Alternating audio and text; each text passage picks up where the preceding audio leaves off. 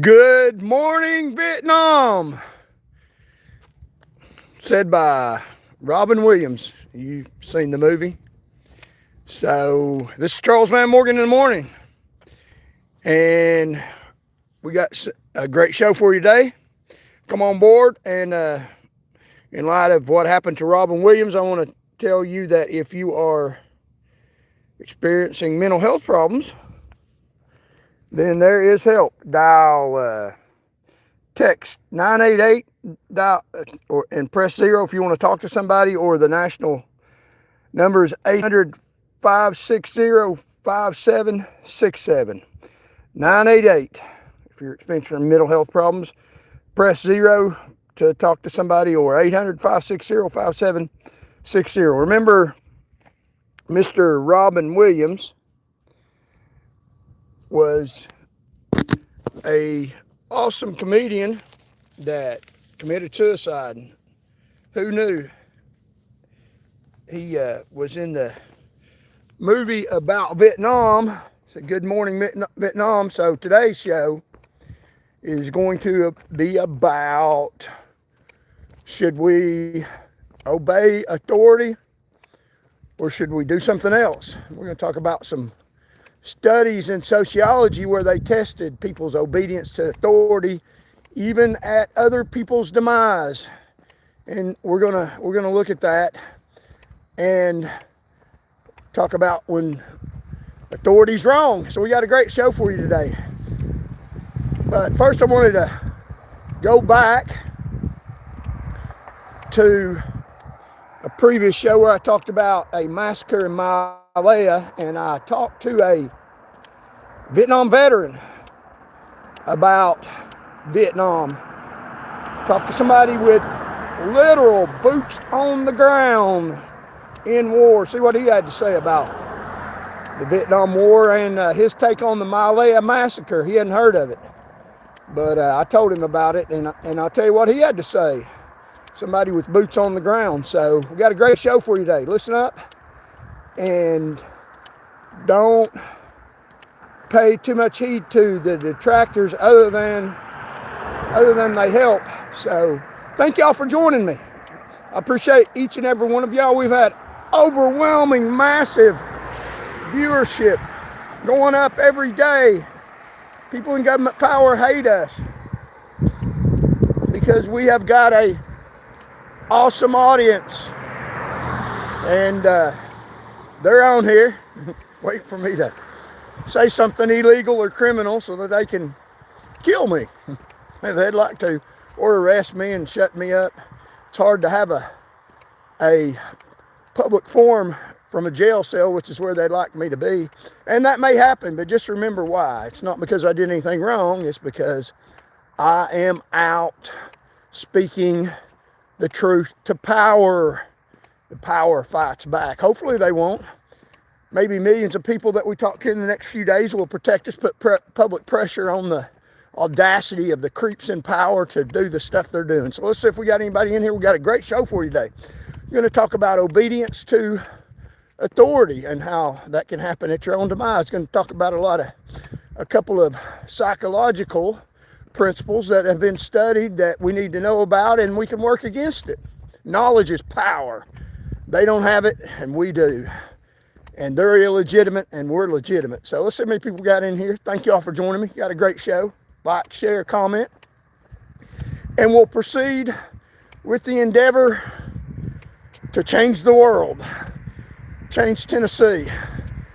To not divulge into hopelessness. And we'll talk about some real cool psychological and sociological principles to enlighten you as it gets lighter in the day. Thank you all for joining. Let's see if we got anybody in here. Yeah, we got quite a few people in here. A couple of likes. Bud is outside. Yeah. Ooh, I'm outside. What does that mean? Is that bad? Hi, Mega. Yeah, okay. Stay safe, UNC. Okay, thank you. Do we, let's see. Do we have Nazis in the chat? Quite frankly, quite possibly, we very well may have. So Charles Van Morgan Show. So let's talk about Robin Williams had mental health issues and committed suicide. That movie where he opened up Good Morning Vietnam, and I did a show just a few days ago about obeying authority, about how the Vietnam soldiers in Malaya obeyed their command, and the Charlie Company, apparently, according to government reports, after a journalist uncovered problems with the takeover of that city, they massacred a whole unarmed village in Malaya, which pretty much turned the tide of the war and got public sentiment against those people. But I talked to a Vietnam soldier who risked his life in Vietnam, literally has battle scars from Vietnam, and he has a little different take on it, and he didn't know anything about that Malaya incident, which is recorded in the history books, but you can't take the history books to I mean, it depends on what point of view you got. From a Vietnam soldier over there, he said, I'm not justifying wrongdoing. I think there was some wrong done over there. But when you put it in proper context, young men and women were forced over there to fight. Then who are we to judge? So no one faced any real significant consequences as a result of criminal charges in that. So it may have come out justified anyway, but when you're getting shot at and killed, and little children even doing the dirty, then it doesn't seem so bad in context. So the reason that I brought that up is Vietnam soldiers are honorable people, and just because some of them did some wicked, cruel things, and it had a lot to do with the environment that America put them in, Vietnam soldiers are honorable people, and the majority of them, 99.9%, did the right things and served our country well, and they should be honored, and they should be given the honor that they're due. So his take on the Malaya incident, he hadn't heard of it. Of course, it's put out in the mainstream media, publicized, but there were a lot of heroic stories about Vietnam. So honor Vietnam soldiers. You know one, thank them when you see them. Realize the horrific circumstances, the unnatural, ungodly circumstances that they were forced into, that you and I were not. And don't judge. Love these people and show them honor and respect, which I do. So the reason I brought up the Malaya story was because the same topic today is obedience to authority. Sometimes isn't the right way to go. Sometimes we need to defy authority, stand up against it because it wants us to do something evil.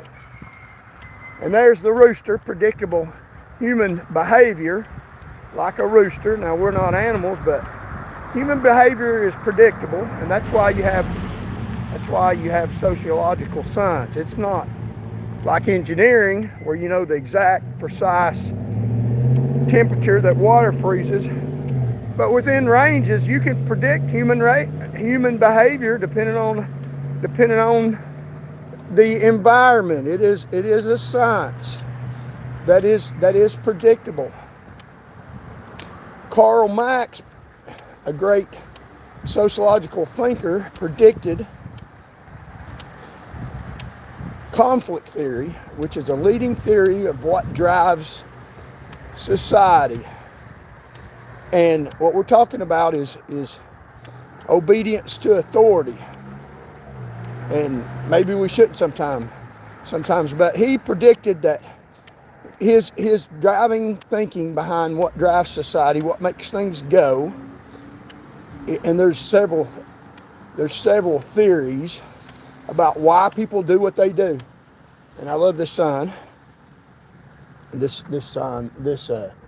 flag that is a great flag. So his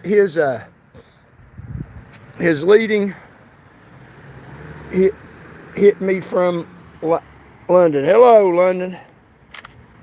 Okay, so his leading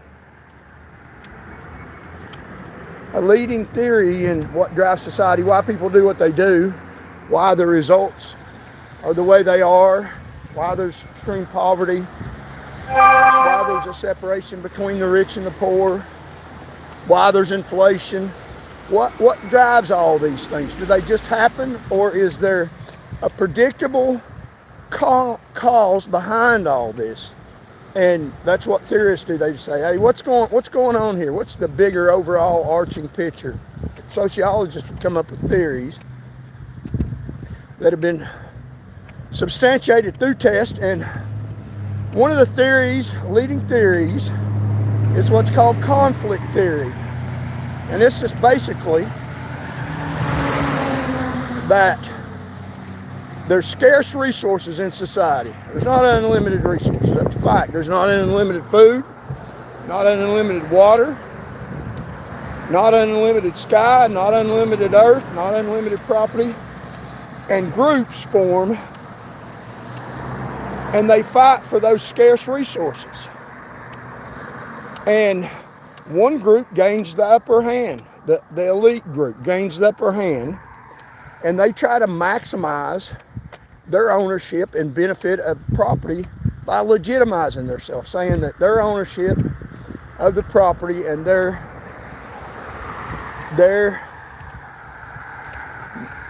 getting all this stuff at other people's expense, because there's only so much, is legitimate. It's good for everybody. It's the elite, the power elite.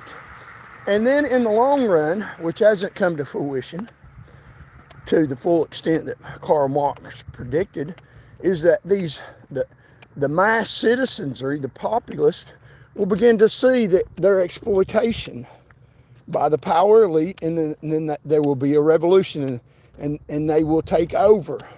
So conflict theory is a way to explain society, and I think that's one of the better explanations of what drives society is conflict theory.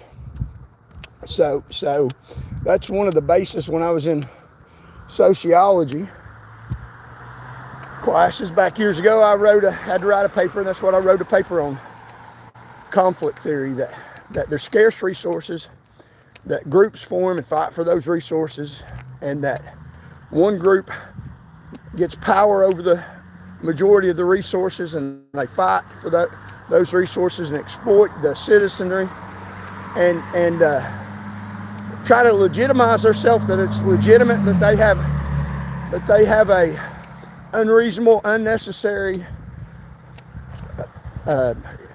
mass wealth, and the citizenry is going out because they own the resources. And then in the long run, conflict, and that's the conflict theory, then the other groups realize that, hey, we're being exploited. We got as much right to that resource as they do. And these elite people control government institutions. They control what's called crime. They control courts, and they control the vote, and they control everything. And they exploit the citizenry.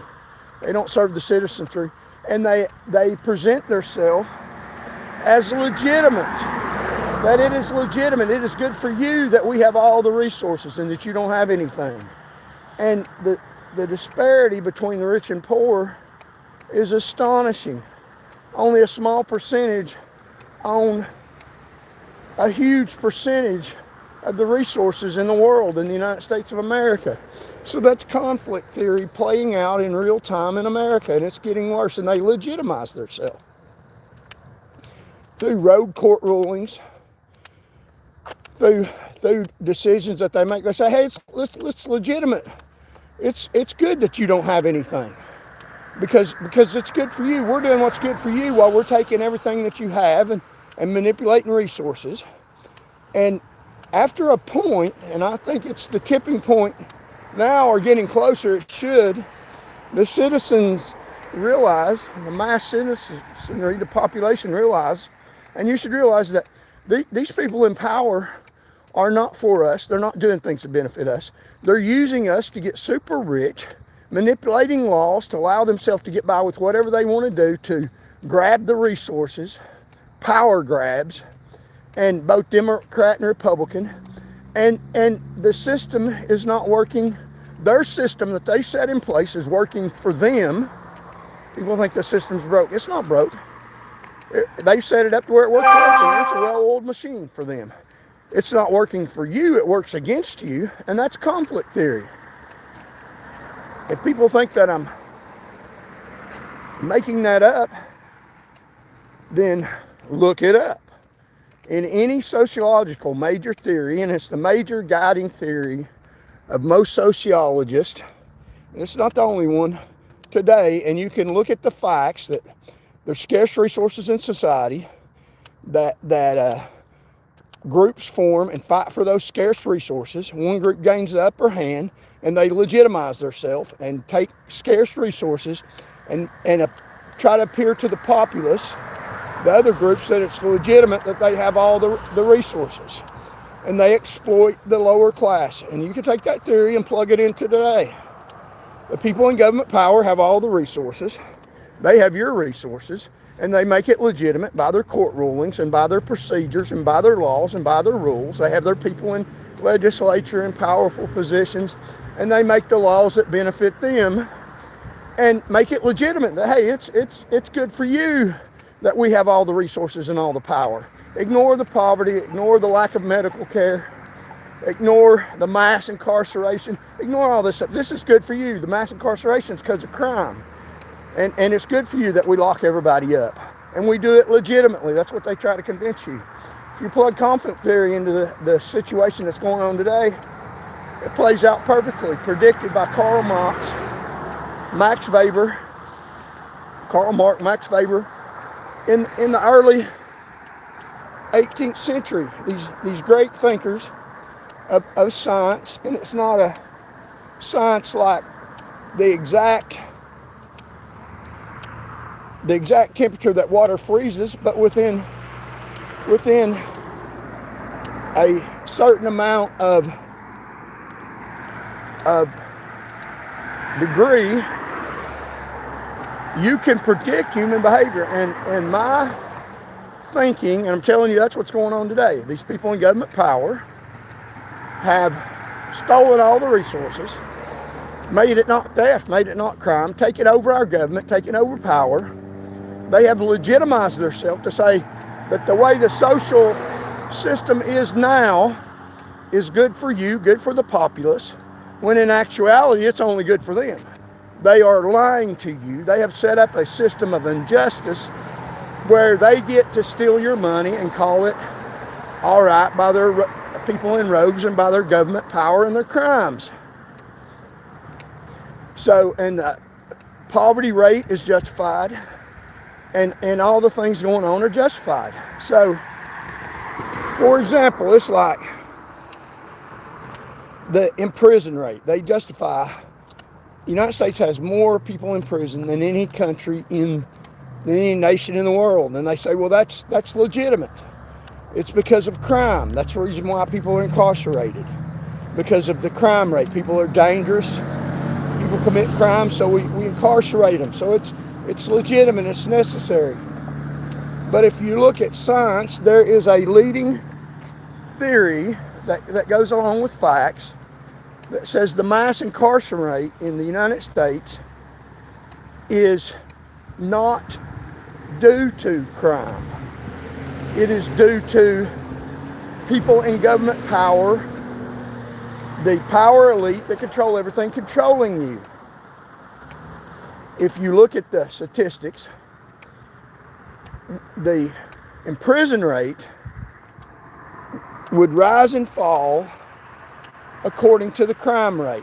according to them and their fallacy of legitimacy, because they're not legitimate as far as serving the populace, which that's why they're in the government power. Their legitimacy is based on their little group and making sure that they benefit off you, your families, and your hard work, no matter what the cost to you is.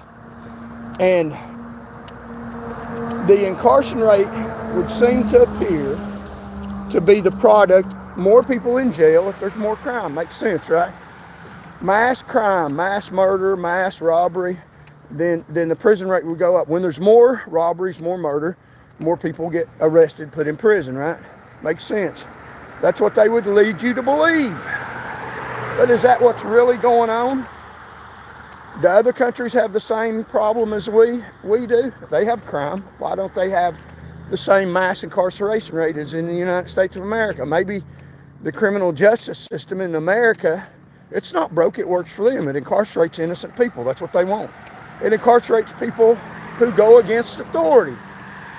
It incarcerates people who justifiably stand up for American citizens. I mean, that's what's going on in history, isn't it? I mean, look at Martin Luther King. Look at Rosa Parks. Look at Lester Roloff. Look at Donald Trump. Look at Charles Van Morgan. So is the incarceration rate due to crime? There are studies that show that statistically. Holding the crime rate constant statistically, meaning making that variable apply to all situations, that the incarceration rate does not go up or down depending on crime waves. That if crime is down, there's still mass incarceration, more incarceration. If crime is up, there's more mass incarceration. So the prison population has little to nothing to do with crime.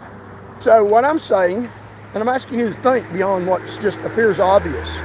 Think logically about science, about what really happens, and consider it. You don't have to take it hook, line, and sinker. But I'm telling you, these ain't stuff I've made up. These are things that great thinkers have looked at society, looked at circumstances, and say, yeah, that's what's going on, and check the numbers statistically.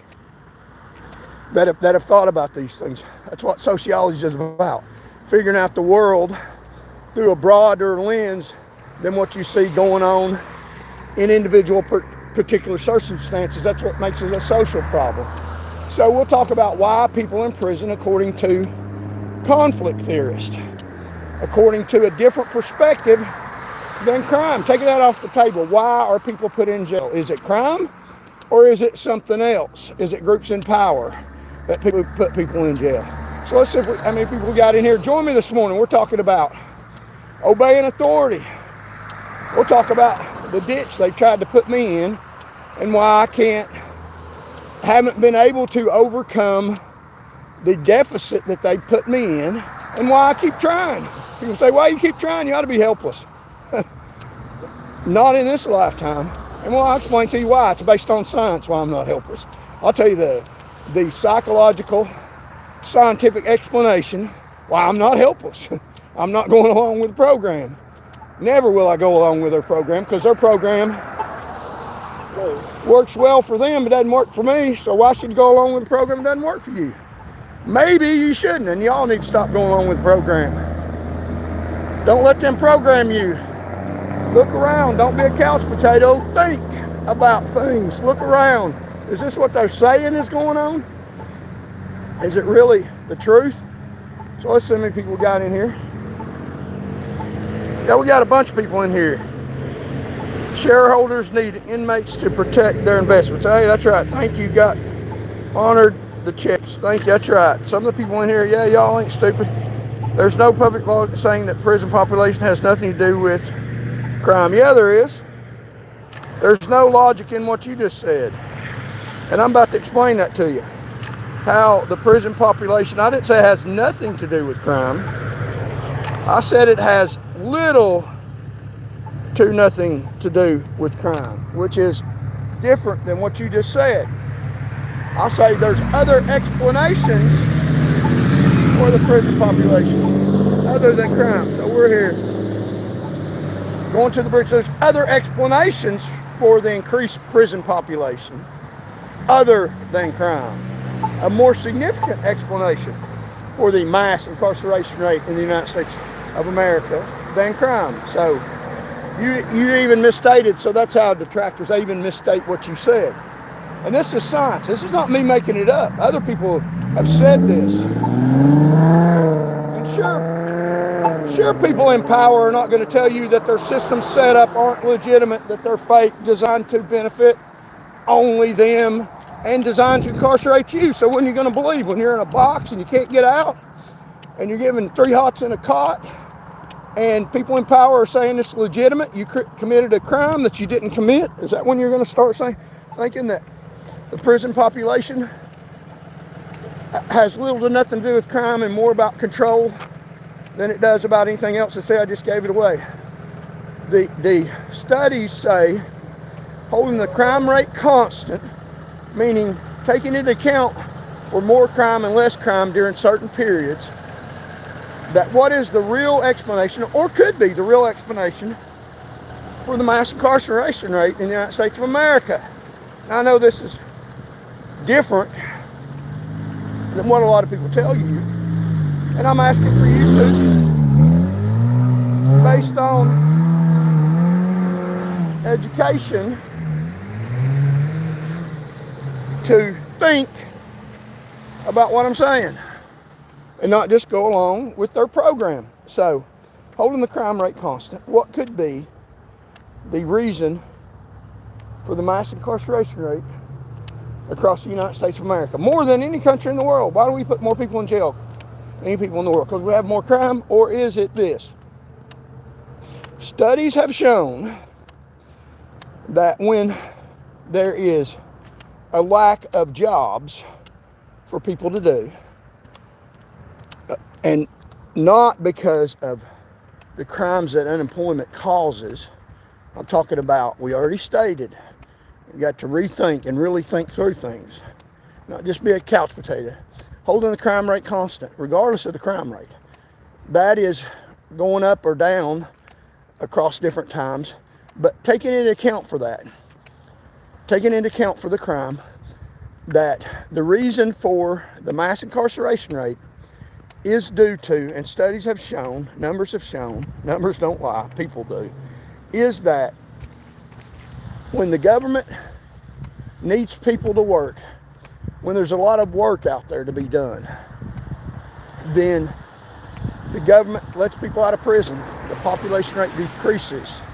Not based on crime, based on the amount of stuff in the public the government needs you to do, people in power need you to do. Like if there's mass amount of jobs open up. Say there's a lack of cars and they need people to build cars. So they let people out of prison in order to go to work for General Motors. I'm just using that example. Don't sue me, General Motors, or whatever company. When there's a lot of jobs that need to be done, then the prison rate goes way down, regardless of the crime rate. If the crime rate's high and the government needs people to benefit them, they need stuff done for them, then they let people out of prison, even if the crime rate's high. So, and in a period of where there's enough cars or there's enough of this and they don't need people to be out here working and doing it, then regardless of the crime rate, they put people in prison for control, to control them, not the crime.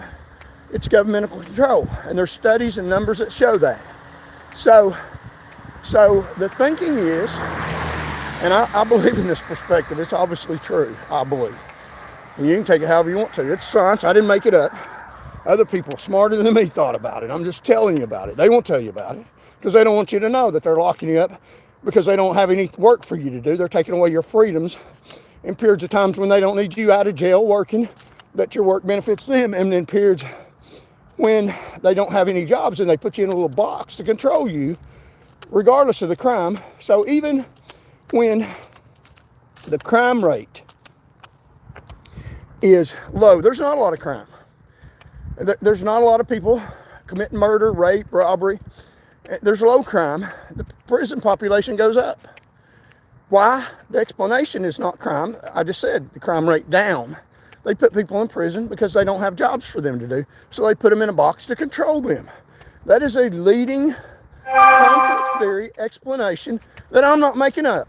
Charles Van Morgan didn't make that up. That's a leading sociological explanation for the mass incarceration rate in the United States of America. That people in power, judges in robes, are putting people in jail because they don't need them out free running around, living a free life, living happy like they are. Like they are. They don't want to give you the same rights and privileges that they do. So they have a rigged system that is not about crime. It's about control. It's not about crime control. It's about elite control. And that is a sociological phenomenon. They can arrest me. I'll say it again because it's not something I made up. It's been said since the 18th century. And it's coming to fruition. And I'm not saying all crime is because of that. All mass incarceration is because of that. Everybody in jail is not completely innocent. But there's a lot of people that are locked up during times of hard economic times. And it's not because during economic times that people commit more crimes, so there's more incarceration. When there's less jobs, people commit more crimes, so there's more incarceration. That's not the statistical reason, because I'm saying holding the crime rate constant. So even if there is more crime during unemployment rates, there's still even more people put in jail than there is crime. So holding that constant. So it's a reasonable explanation, and you can take it for whatever you want. It's under conflict theory, and I subscribe to the truth of scientific facts. And people can believe what people in authority tell them, what a judge tells them, that, hey, this person committed a crime. Because if you think about it, and not be a couch potato, who puts people in jail? Who decides whether or not somebody is guilty of an offense or not guilty of an offense? Who decides whether to arrest people? Whether to charge them with a crime or not to charge them with a crime? Who decides who to charge people? It's a sociological phenomenon. People don't turn themselves into the jail. There's people in authority, in power, that make decisions that do these things. They decide who to charge. They decide what part of town they want to enforce what laws on, and the other side of town not to enforce those laws on. Do they do that? Hell yeah, they do. Do you get the same deal in a minor criminal offense? Say, drunk driving that hasn't hurt anybody. You had a tail light out, you were stopped, and you shouldn't have been doing that. Say you were at .08, you were over the legal limit, but you drink all the time. So .08 was your sober. And I'm not saying that you should do that. You shouldn't.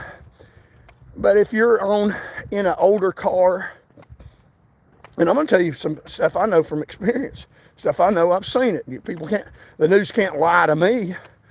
The authority people can't say that that's not true to me. I know, I've seen it firsthand. I have an education in sociology. People make decisions in authority. The elite people make decisions in authority who are trying to get all your power, who are trying to appear legitimate, that this is legitimate that we have mass incarceration. This is legitimate. We treat everybody the same. When I can tell you firsthand knowledge. I've been in the government. No, they don't. No, they don't.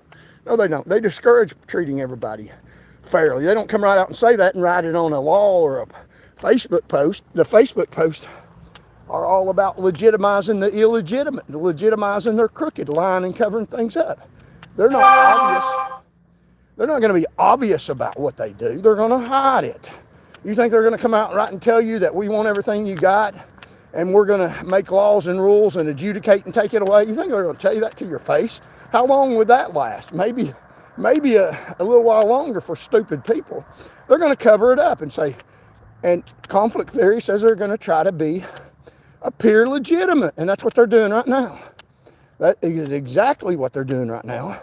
You can go along with the program if you want to. I'm not going along with that program. And I ask for mass people in society. Join power to you, the people. Don't go along with the program. It's not about doing evil. It's about not believing the government lies, the elite power and authority. That's so many people got in here. From a conflict perspective, like, share, comment, subscribe if you like the show. So we're talking about authority. We're going to talk about a few studies that would tend to back up what I'm saying. And that's true too. Sir, where are you? I'm in Where are you from? I'm from Tennessee, 100%. That's right. It's wartime procedure. We have for-profit prisons. They make money off sending people to prison. You people, you people are very smart. Isn't that interesting? That y'all are very smart. See, I don't have to convince people that this is true, what I'm saying. A lot of y'all haven't been to sociology school, a little lesson in sociology, just like math. 1 plus 1 is 2, 2 plus 2 is 4, and 4 plus 4 is, they want you to believe it's 7. Oh, it's 8. And sociology is a study just like, it's a different kind of study, just like math. Stuff add up when you think about how society operates. It doesn't operate for you. And why does it operate that way? It's because of conflict theory. Let's get off the road here so we don't get ran over. So it's a science, and a lot of you people see the same things I'm seeing. You just don't know that there is science behind and backs up what you think. I mean, people look around, they see what's going on. You see what's going on, but you haven't been to a school that specifically teaches you that. That's not a bad thing. You can look around and people know. But did you know that there's science and knowledge and statistics that actually back up what you have the impression of, what you think, what you see is going on? And it's not just going on in your environment, it's going on all across the United States of America. The thing great about this country is we have the ability to change that by voting. So we're on our way to the bridge, incidentally, because get off the road here. Heavy traffic today because they have funneled all the traffic. People in government power have said that a bridge is broke beyond repair. That's what they've said. Legitimize the illegitimate. It's illegitimate. It's not broke beyond repair. The government in Knoxville has said, and it happens in every city and every state in the United States of America, they see what they want to do and lie to you and explain it. And it's a lie. It's a lie what they tell you 9 times out of 10. Look at the real reason behind what they're doing. So the government in Knoxville, and they have the news press out saying that I'm a lunatic for my thinking. That's a well-educated thinking. That's saying that what I'm saying is dangerous, because what I'm saying questions the legitimacy of people in government power. Imagine that. If you got something to question, you say, hey, why is that going on? Is the bridge broken down beyond repair? Let's think about that. If you question that, then that's dangerous. Yeah, it's dangerous to them and beneficial to you and the mass populous citizenry of the United States of America, of Knoxville, Tennessee. And they've got me in a little ditch saying that people won't believe him. We've already had legitimate people, judges, rule him wrong of very serious wrongdoing, all made up in lies. So just because a judge writes it, somebody in authority legitimizes the illegitimate by rogues. It's called criminal conduct by people in power. And we haven't learned helplessness. And I'll talk about that sociological concept here in just a minute. Don't learn helplessness. And that's actually a sociological study that was done about, psychological study about helplessness, about learned helplessness. And hell no, we won't go. And I'm, won't go along with their program as far as a rogue government is concerned. Now, I would have went to Vietnam had my number been called. I had to register for the draft. I believe in fighting for America. There's some things you should do that are legitimate, fighting for your country so that we can correct it. If we don't fight for our country, we will have no country to correct. So there's boundaries that I won't cross. There's no boundary that these people in government power won't cross. None. It's about getting power and privilege and money and resources at all costs to them. That's why they're so dangerous to you. And then they say, if I ask you to question what they're doing, simply question, is that right? What are they doing? Why is the bridge not open? Question it. Does it make sense what they're saying? Just because I question it, I'm dangerous? That was literally said about me in a publication, broadcast, where you could look at it worldwide, that I'm dangerous for not agreeing with the status quo with why the bridge is closed down. Can you imagine that? They're literally trying to say that. It's not dangerous for me to question authority. It's not dangerous at all. It is dangerous not to, from an educated sociological perspective that I learned at one of the great universities, University of Tennessee, that I have an advanced degree in that. It's not dangerous to question authority. It is, and I'm not saying you should not do anything authorities say. I don't even say that. I'm reasonable. They're not reasonable. They want all your money. They want all control. They want to incarcerate you during times when they don't have nothing for you to do, and they will do that. You should listen to me, not for my benefit. I'm taking a risk out here for your own damn benefit. I'm educated, I know what's going on, and most people know what's going on. The reason the bridge is closed down, I think, and they haven't deterred me from questioning authority just because I disagree with them. Now, I'm not going to do anything violent. I voted for somebody that wants to open up the bridge, that doesn't see it the way they see it. And now they would like to incarcerate me. They've already taken a parking space away from me that I paid for. And they do a lot of evil stuff, corruptly, deceitfully. I'm not a corrupt, deceitful person. I'm an honest person. They're the ones that are deceitful. You see how that works? If you tell the honest truth about them, they try to demoralize you and illegitimize you. Well, I have a legitimate degree. Demoralize that. And you know what? You don't. They don't. They don't. They lie, cheat, rob, and steal. You know why they don't have degrees? Because they don't have to. They get in positions of power and authority over you based on who's your daddy. I earned what I got, and it ain't going away. You can put me in, if they put me in jail, I still got a degree. I still know what the truth is and whether or not I did what they said I did. Now, if I commit a crime, they should put me in prison. They should put me in jail if I commit a crime that's worthy of that. But I don't, and I'm not going to. But they do. They do in order to maintain power and get out of it. Because it's about power and control. So the bridge is closed, not because they don't have the money to fix it. That's a lie. The bridge is closed because they don't want it open, except for them. And that's where we're on our way down to the bridge. So the bridge is closed because they want it closed. They want it open only for them. And if you read between the lines, it's going to be open for government vehicles. So they're going to be able to drive on the bridge and you're not. So it's about a resource, the bridge. Plug conflict theory in that.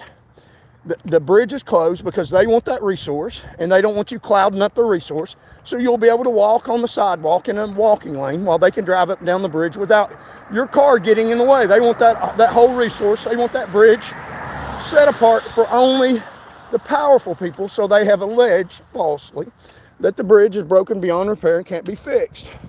Now, why do you think that's not true, that it's broken beyond repair right now and they don't have the money to fix it?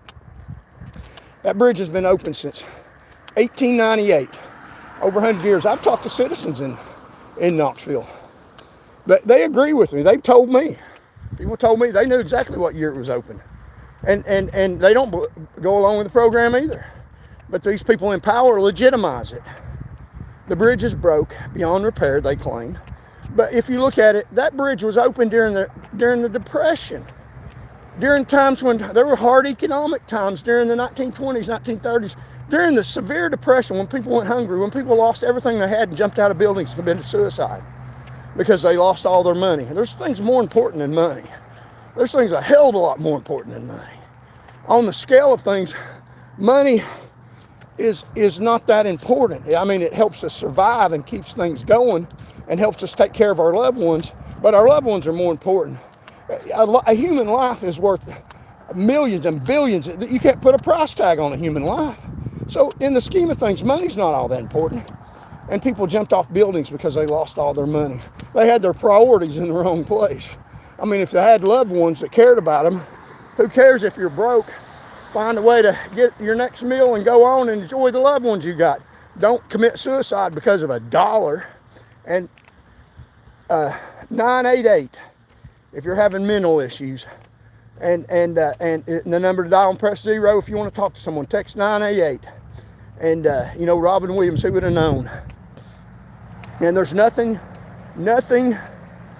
bad on yourself about having mental issues, about having depression, and different things in your life can take anybody off their feet. And so seek help. The answer is not in suicide, it's in seeking help. So the bridge is closed because they don't want it open. It was open during the Depression. They had money to keep that bridge open, to maintain the bridge. Why is it closed now? They have the money to fix it. They don't want to fix it. They want it closed because of this. They want that resource. Plug conflict theory into that. So when you think about the overall perspective in things, I would encourage you to think about it from a conflict theory perspective that Charles Van Morgan didn't make up. Open up a sociological book and you'll see conflict theory written in black and white. It explains the whole thing of what drives society. It's not something that I am making up. People say that I'm delusional. Was sociology delusional? No. And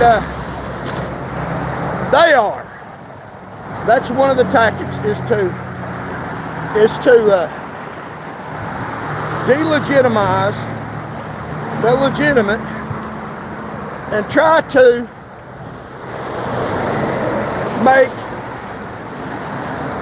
what they say legitimate when it hurts the populace, the power elite.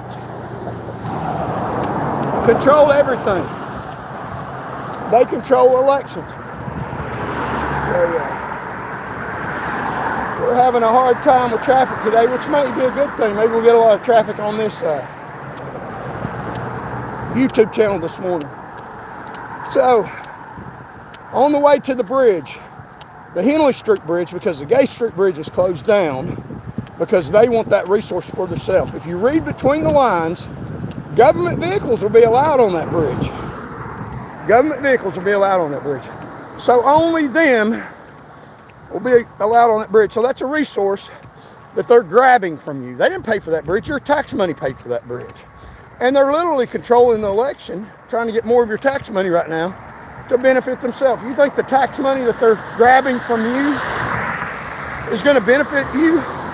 And the newspaper will say, he's dangerous rhetoric. It's sociology, conflict theory. It's not dangerous rhetoric. It's a theory that you can plug in and say, yeah, that makes sense. That's probably what's going on. And it is. That's the theory that drives society that I subscribe to. That there's scarce resources. That groups form and fight for those scarce resources. People in power that gain the resources, gain control of the systems of law, fight to get more resources from the populace, and they legitimize their illegitimate taking all the resources. They become gluttons. They're not even good for themselves. And in the long run,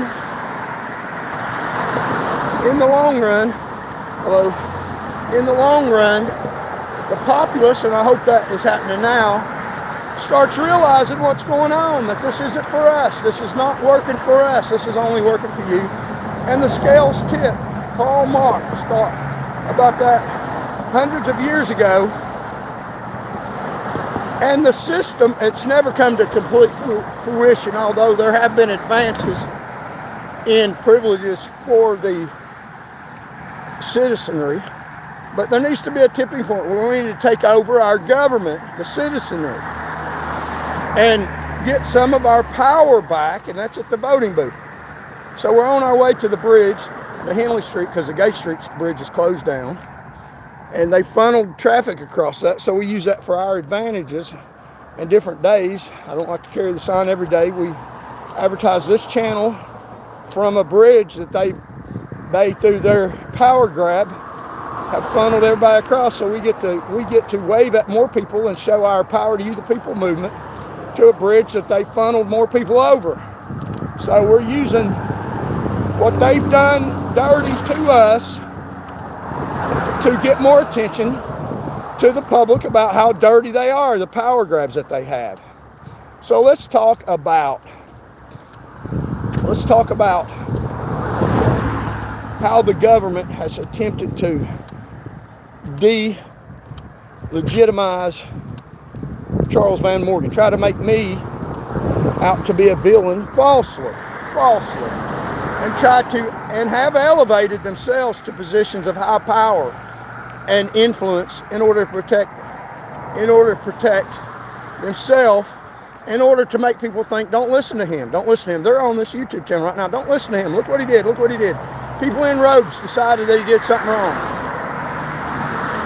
Albeit never a jury of my peers where I would have had a little more honest shot at telling the truth and getting a verdict in my favor. Because I have never lost a case when I've been able to talk to a jury.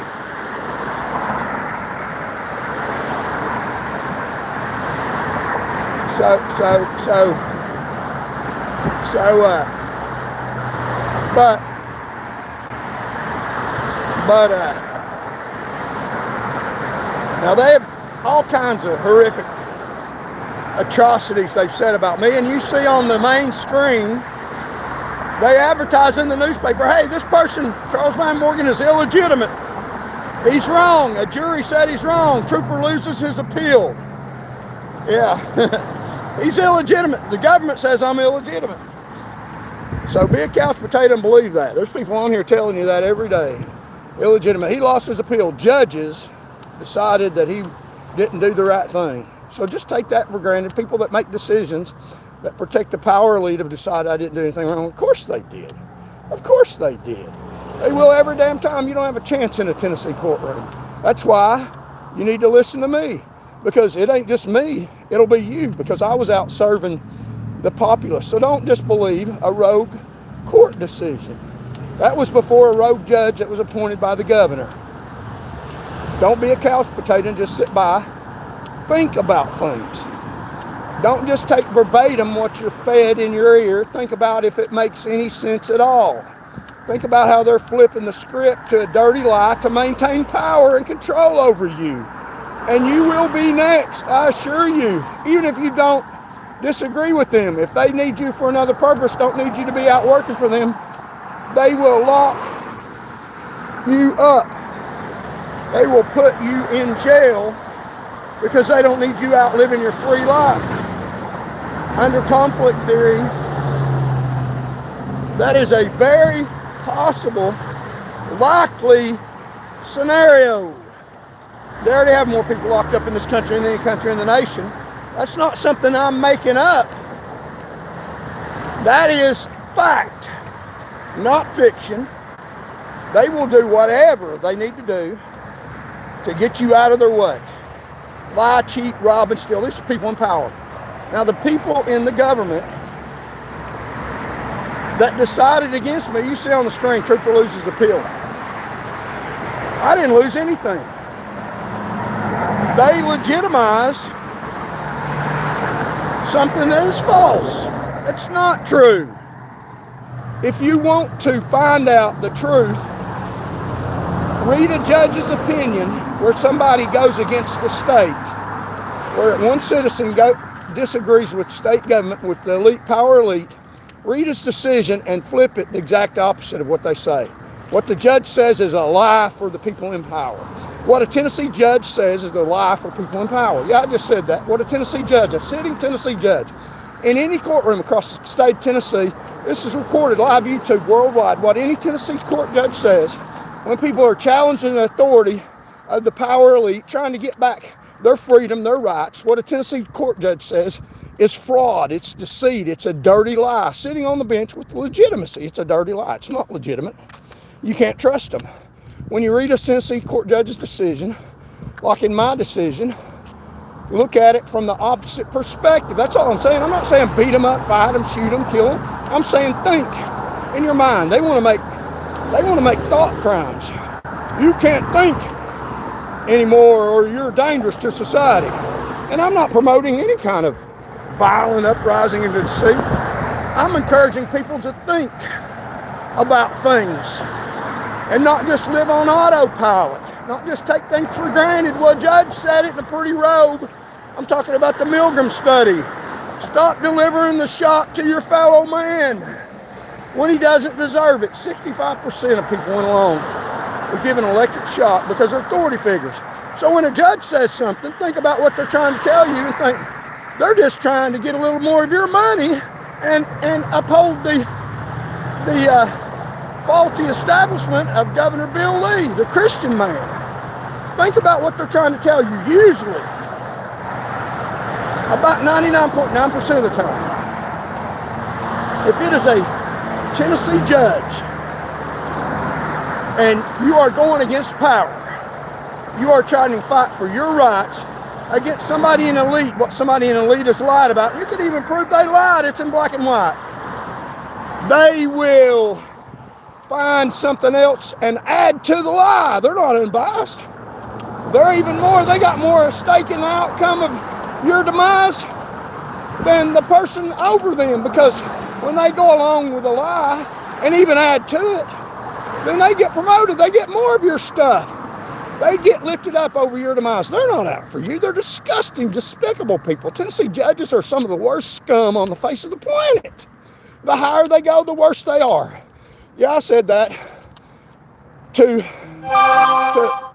thousands and thousands of people, and I'm allowed to say that. But they claim that's dangerous rating. No, it's not. I'm asking you to think about that. Consider that. That's the truth. I know that they did that to me, and I know they'll do that to you. And I know this isn't hocus pocus. I know this isn't just a dirty lie made up, some kind of facade in my mind.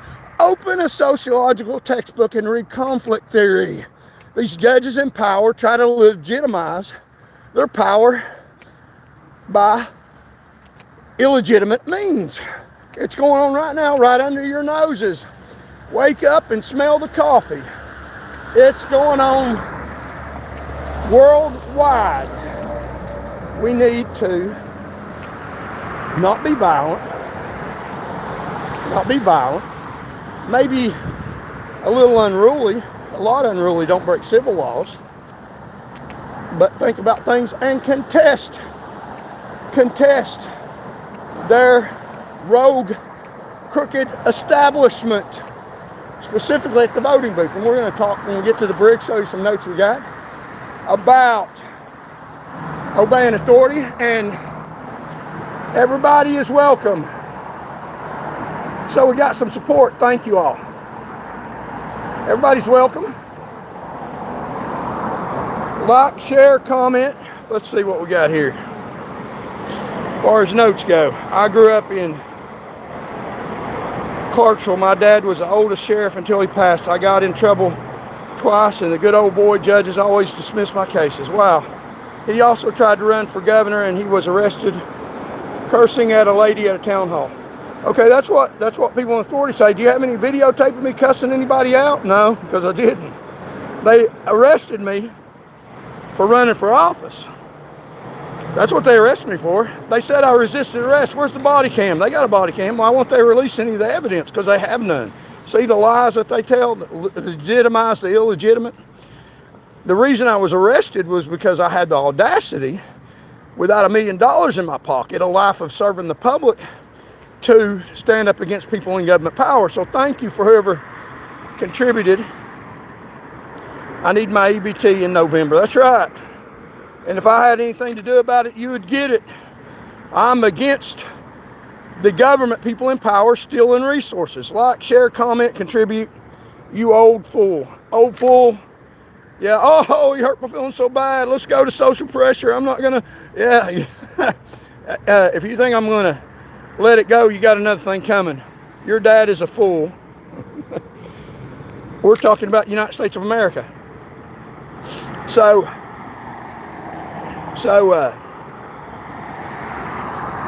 we're on our way to the bridge. Let's talk about, hello, what's the topic? The topic is obeying authority. Obeying people in power, obeying the power elite. Should we not question and obey authority blindly? Should we obey authority? Hell no, we won't go. We need to think about things for ourselves and decide if it's justified or not. And it's not right now justified. And what we need to do about it is we need to vote these thugs out of office. So we got the haters in here. Good. Come on in. You're on my turf now. You're on my turf now. I'm not in a courtroom where a judge will throw me in jail for trying to defend myself. You're on my turf now. And this is my microphone to put out truth. And people can decide whatever you want to. It's a marketplace of ideals. They got their marketplace of ideals that's in their dirty courtrooms where there's only one side to the story. You go directly to jail. You don't pass go. Obey the higher authority. They're the lower authority, where it distracts from God, where they're letting people starve to death, mass incarceration, taking people's freedoms away, disgusting, despicable gluttons in power, legitimizing the illegitimate, and sanctioning people to stand up against them just like they do in Russia. What's the damn difference? They're a little bit more sneaky and snakes about it in the United States of America is the only difference. Putin ain't got nothing over the crooks in Tennessee in power. They're dirty and ruthless and scumbags, pieces of dirt, and we need to take over, and we can. We're not going to learn helplessness, and we're going to talk about that sociological phenomenon when we get to the bridge, and we're almost there. So they have tried, there's people on here, keep at it. They're trying to demoralize and discredit me, and people in power have tried to do that. Robes with robes on, legal rulings have said that I'm not credible. They put it all over the paper. All over the paper. Trooper loses appeal. Look at my screenshot. Trooper loses appeal, legitimizing it. Hey, a judge ruled against him. He did something wrong. I'm here to tell you. For those who listen, if you don't, hey, when they do it to you, don't knock on my door, because I'm trying to tell you now ahead of time. They are illegitimate. They were wrong. I was there. I saw what happened and know what happened. I was out protecting lives. Good for society. Lowering the fatality rate. Less people got killed when I was in government power. Less people got killed. The fatality rate was on its way down. Numbers don't lie. Robes do. And robes in Tennessee are the worst crooks you could ever see. And I'm not saying when you go in a courtroom, when they drag you in there, don't stand up with the judge, but stand up on the outside and on the inside. No, he's a dirty judge. You look him in the eye. You don't have to be disrespectful. Look him in the eye. No, he's dirty, and you're going to get a ruling against you every damn time. And they're going to rule for the establishment because that's what they do. It's conflict theory. So they attempted to delegitimize me worldwide. Do you see me hide? Act like I'm a coward. Was I running from anybody, or was a coward running from me? Yeah, so let's flip the script. Tell the truth, get the truth out. Some of the worst scumbags have been punished, I believe, by God. God works in mysterious ways. Two of the people that caused mass fatalities all across the state of Tennessee have been involved in wrecks that almost killed them. And I mean, I'm just saying, God works in mysterious ways, but that's not the only thing we do. We need to vote these people out of office. And for these people trying to attack me, I do what I can. I don't just sit around and pray, although I do pray. I take action. I fight wrong. That's what I am, a fighter. And if you're a peacemaker, fighters are peacemakers too. After they punch you in the face, you're willing to make peace. And after you punch them like they punch me when they get up, and they're still fighting you, and you keep punching them, they're still getting up, then you get tired of punching, your hand gets sore. So we're not going anywhere unless we can't be funded. Thank you all for contributing. We appreciate it.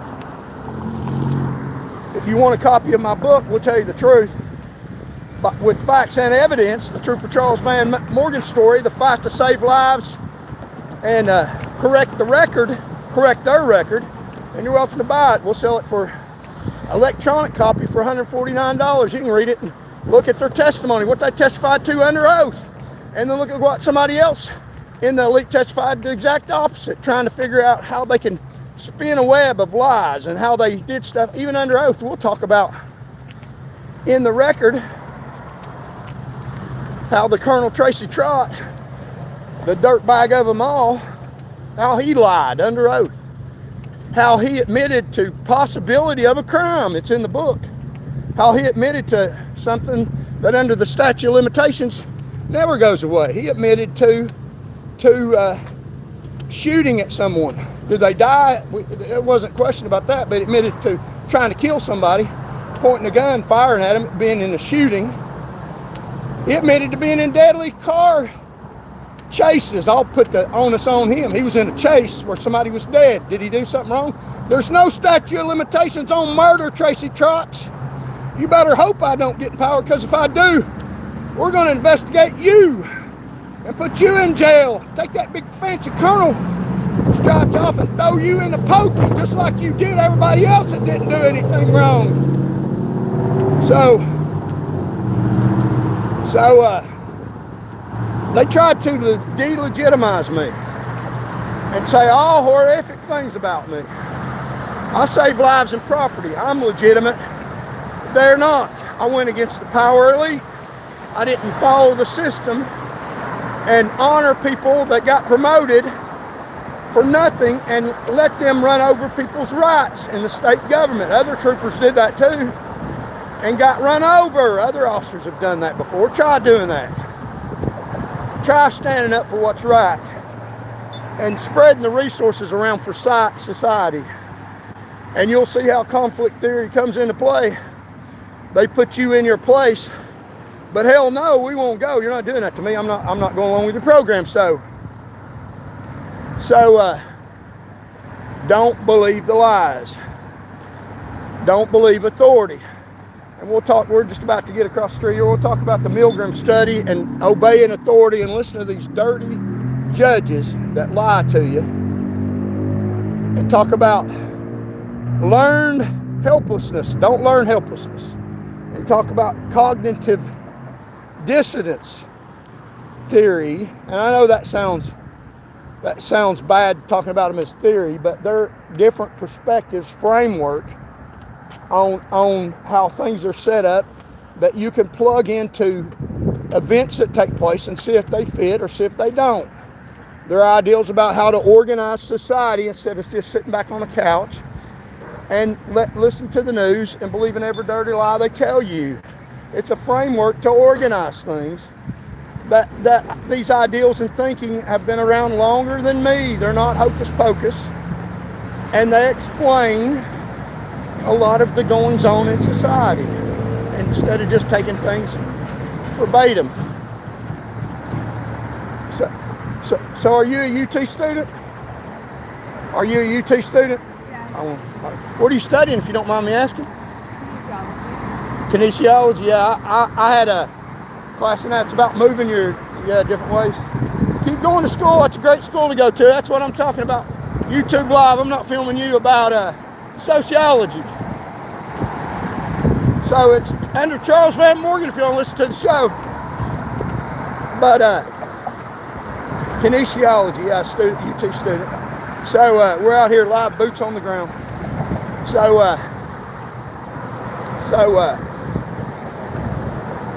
conflict theory and cognitive dissonance. We're going to talk about that.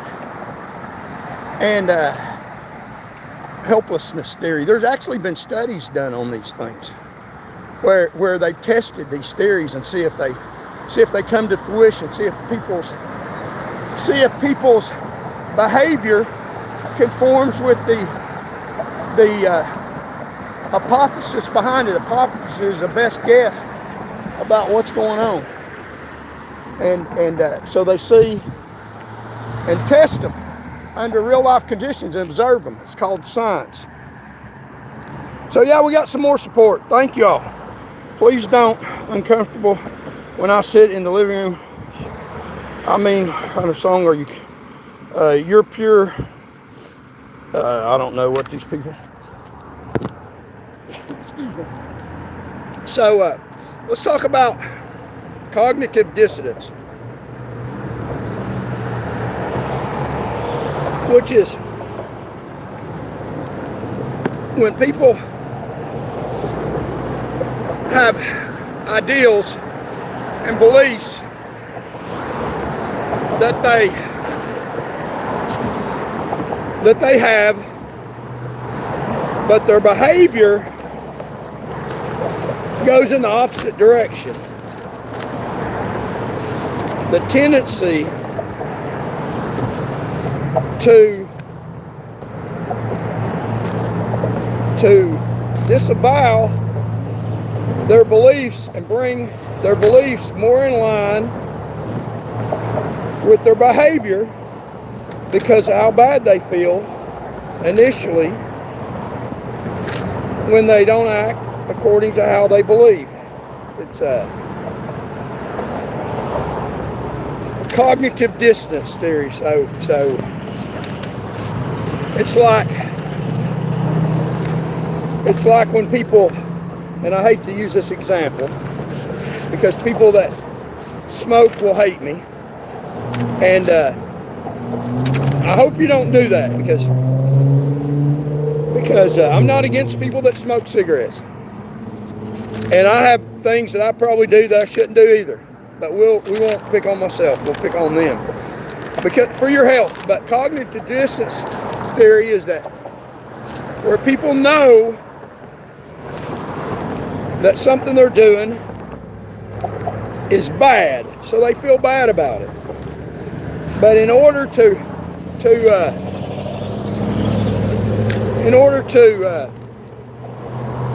not feel bad about it,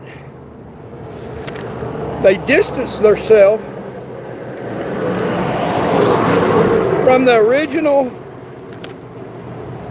knowledge that it's bad for them, and they rationalize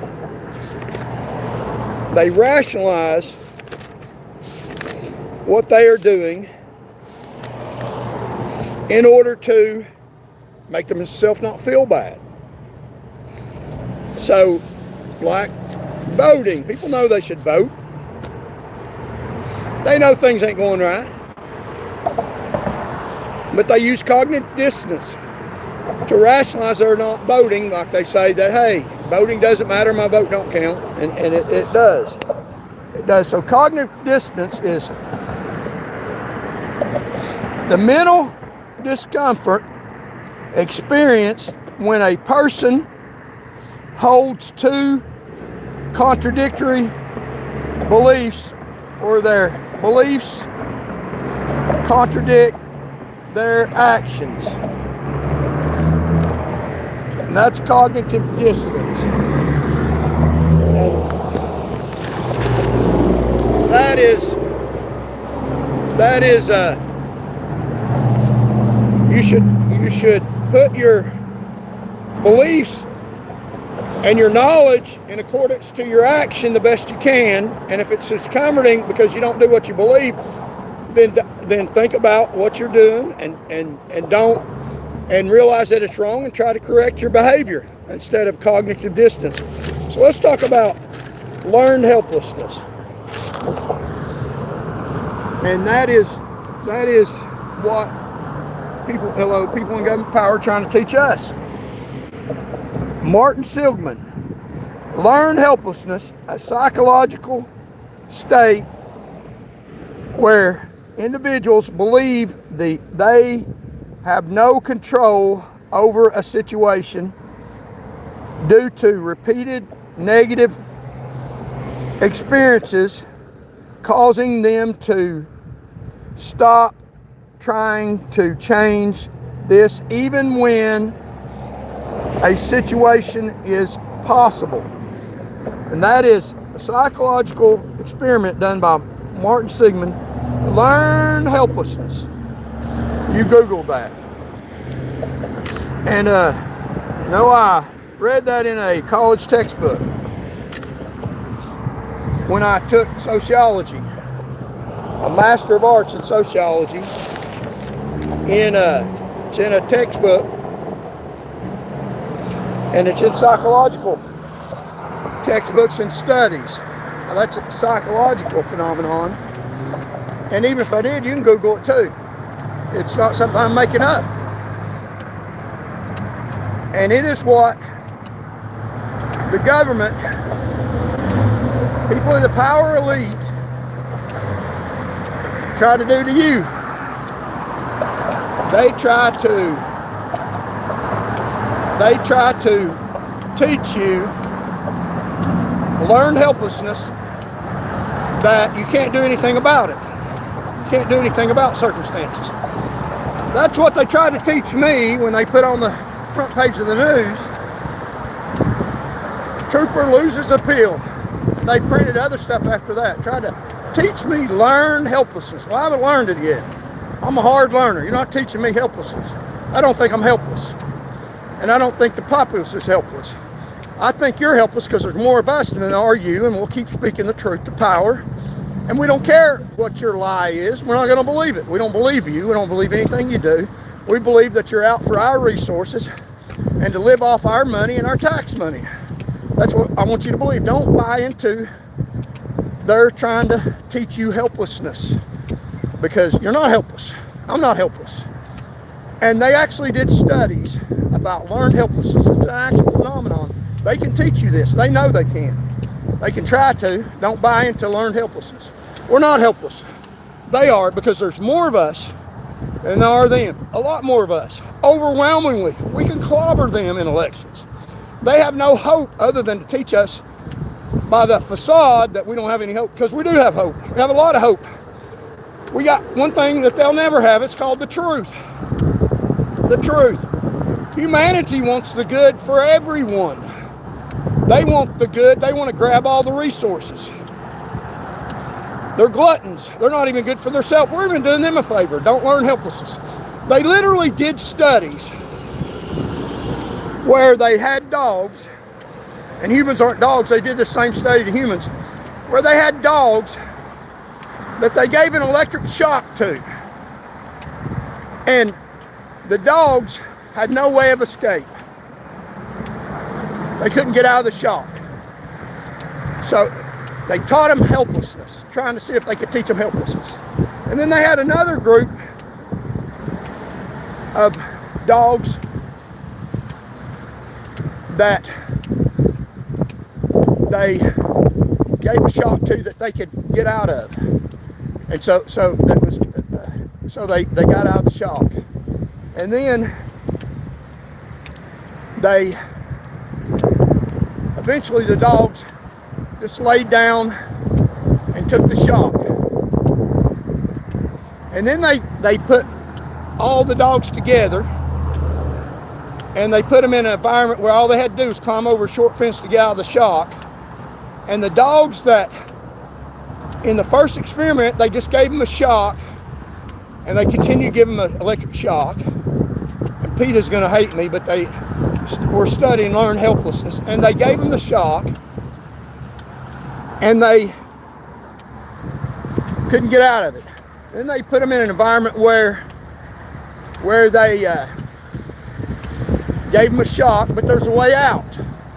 But in the previous experiment, there's no way out. So the dogs that had been in the experiment, that had no way out in the previous experiment, just laid down and moaned, because they had been taught that there was no way out. Even in the next experiment, there was a way out. And then the dogs that hadn't been through the first previous experiments figured out they didn't have to take the shot, so they got out. So the thinking in that experiment is that they taught the dogs by the previous no way out that there was no way out, even when it was obvious that it was just a little technique to get out. So learned helplessness. They taught dogs to be helpless, even when they weren't. So we're not helpless. We're not helpless at all. Don't let them teach you any damn thing. Anything people in power want to teach you is a damn dirty lie that benefits them at your expense. They can build prisons that don't hold anybody because of previous prisons they built in the past. They shouldn't be. People should be free to live happy lives. They want you to be free to benefit their crooked corruption. So there's their dirty courthouse. Here's the view. Let's see if the sun rises, comes up in the east and goes down in the west. Used to be a hospital where all those apartments are. Isn't that amazing? Closing down hospitals. And yeah, they do whatever benefits them. If you have a hospital open, they have to provide basic emergency medical services. Even if you don't have money, they have to perform life-saving techniques. So if they close down hospitals, they don't have to give life-performing emergency to keep you alive because there's not a hospital there. So they close down hospitals. So it doesn't cost any money for them because they control the society's resources. And society's resources, if you have a hospital, go to emergency medical care. So they just don't have very many because you can't sue where something don't exist. But if you have a hospital existing, then you have to provide basic emergency life-saving measures for free to anyone who walks through the door and is in life danger. But so previously you could go to Baptist Hospital and get emergency where it used to be there. It's not there anymore. They tore it down. And if you were in danger of dying, you were having a heart attack, or you were having a serious illness where they needed to perform emergency medical services on you, some quite expensive to keep you alive, until you got better where you weren't in immediate emergency threat. Say you suffered a gunshot wound and you needed emergency medical care because you were robbed, you were shot, and you went to Baptist Hospital and you were dying, bleeding out. They had to bring you in there and they had to do surgery. They had to stop the blood. That's been a numerous amount of money that was tax money because and money from the public that gave out of the goodness of their heart to provide you with basic emergency medical services. And some of the resources came from the government, from tax money that took away from their table because they eat off the tax table. People in government power eat off the tax table. So it took a lot of money from them because it's expensive to keep people alive. It's expensive to do life-saving surgery. So if they had a hospital there, they had to do it. So what do? They close down hospitals so you can go there and say, I want medical care. And they say, well, you can't sue us. There's no hospital here anymore. That's why they've closed down hospitals all over the state of Tennessee, because they can't be liable where there's no building there. They close them down. They only put them in rich areas where people got plenty of money and they can benefit. And if you go to one of them hospitals, they'll put you in a big long line for you to wait. So that's just the truth from a conflict perspective. So they did the same study on people that they did on dogs, seeing if they could train people to learn helplessness, human beings. And they used noise instead of electric shock with people. They played noise that they couldn't elude, gave them an environment they couldn't get out of it. And people relented to the noise, they couldn't get out of it. And then they put them in an environment with other people who hadn't been through the study, with the same noise, that through simple maneuvers and procedures, they didn't have to listen to the noise. And human beings, me and you, some people, and this is something you can work against. Knowledge is power, and the people who were in the previous experiment where there's no way out of the noise didn't try to get out. They relented to the noise. people that hadn't been in the previous experience, that hadn't been taught, they couldn't get out of the noise, hadn't learned to be helpless, got away from the noise. So there's a phenomenon of learned helplessness. And that's what they're trying to teach us, learn helplessness. Like, share, comment. Man, we got a bunch of people in here contributing. Thank y'all so very much. Let's see what we got here. We'll read some of the comments. And we will also go over some of the notes. Stay tuned, got more to cover. They're trying to teach us learn helplessness. I'm a hard learner. You ain't learned me anything. Some more people gave it. Thank you all. Y'all ain't learning me nothing. Don't let the government, people in government power, teach us a damn thing. Thank you, MRTAH. They ain't teaching us a damn thing. Don't learn anything from these people. They're trying to teach you there ain't no way out, and there ain't no way out for them. We got their number. We read their book. We got their script, and they've tried to rewrite history, and they're not going to do that to us. We're not going to let them. So we're going to go over our notes here and talk about this stuff. Try to import a little knowledge that's been around hundreds of years. This ain't new stuff. It's stuff they don't want you to know, that you already know, that I'm just going to tell you what you know. There's scientific evidence and experience and tests behind what you know. So don't believe the people in authority that are lying to you. Do you work over the bridge? Y'all do what now? Do you work over the bridge? I work on the bridge. Yeah. No. Somebody must have put that lights out there. Somebody saw one of the lights out there. Do what now? Somebody saw one of the lights out there. You see it? On the other side of it, that one first one up there, that second one they busted with their hand, and something hit it with their hand. It looks like they hit it with something heavy because that's kind of looks like it's real. Oh, wow. If they use their hand, they'll probably beat you. It looks like there has to be a bullet there because it's got a bullet hole in it. Wow. It does. It was like that. It was like that yesterday because I come through it. Okay. Thank you. I was up there eating. I come through it. God bless you, brother. Take care. So yeah, we're live here, live, boots on the ground. And God bless people. I love people. So Jesus saves. That's right. XN Dad. Absolutely, Jesus saves. And we got to work on the world right now. The most important message is the gospel of Jesus Christ. We got to have a government where we can spread that message. Do we have one right now where we can spread that message? I don't think so. The First Amendment is not alive and well. So let's go over our notes here and talk about some important concepts. No, to help you all think about things and not be a couch potato and think through things. They want you to go on autopilot. They don't want you to think about things. They want you to just take things as they give them to you. They don't want you to sit, think, and analyze things. Thinking is hard. It's hard. And autopilot's good for a few things. You know the way to work, drive there. While you're driving to work, think about things. And thinking is a hard discipline. Set aside time every day to pray to God. And if you're not a Christian, accept the Lord Jesus Christ in your heart. That's the most important thing you can do. Set aside time to think every day about the way things are going on, about the government. Thinking is a hard discipline. Set aside time every day to think about what you can do. And don't just be a do-gooder. Think about ultimate solutions. Ultimate solution to me is to vote. Don't be a couch potato. So like, share, comment, opening couch potato. Everyday life is not all common sense. Do not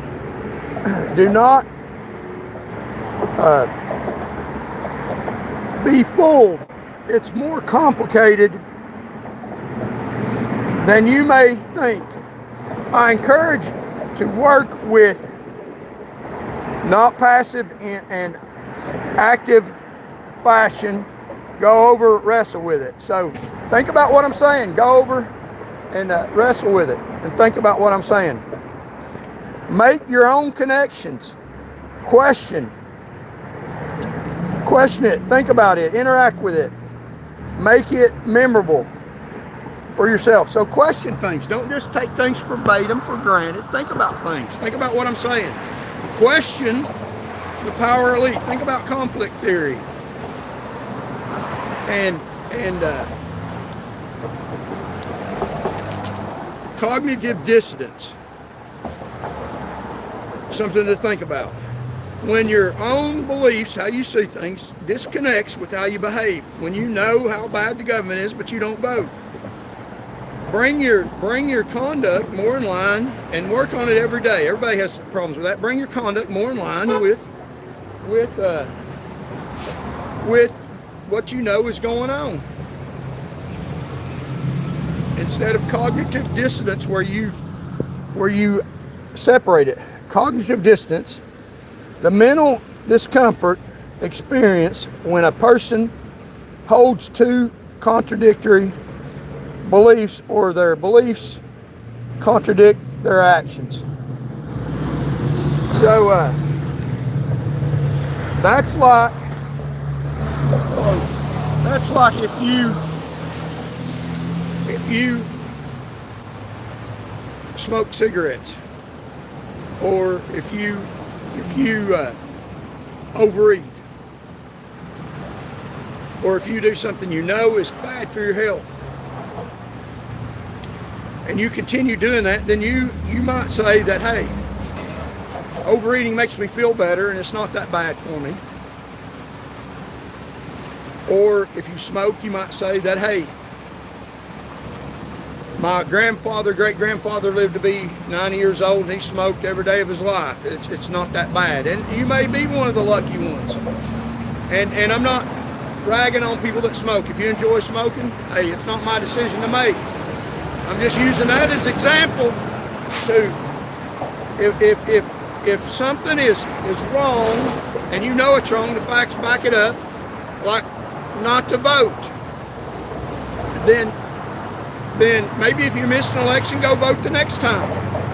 If you know that our leaders in office are crooked as hell, our judges are crooked as hell, then and you sit out the election, then you might justify it by saying that, hey, my vote wouldn't have made a difference, or what I would have done wouldn't matter, but it will matter. It does matter, and that's the reason why we have a system set up like it is. So cognitive dissonance, try to, and nobody's perfect. Try to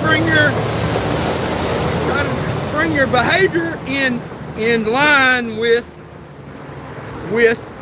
what you know, and even if you fail, keep trying again. Hello.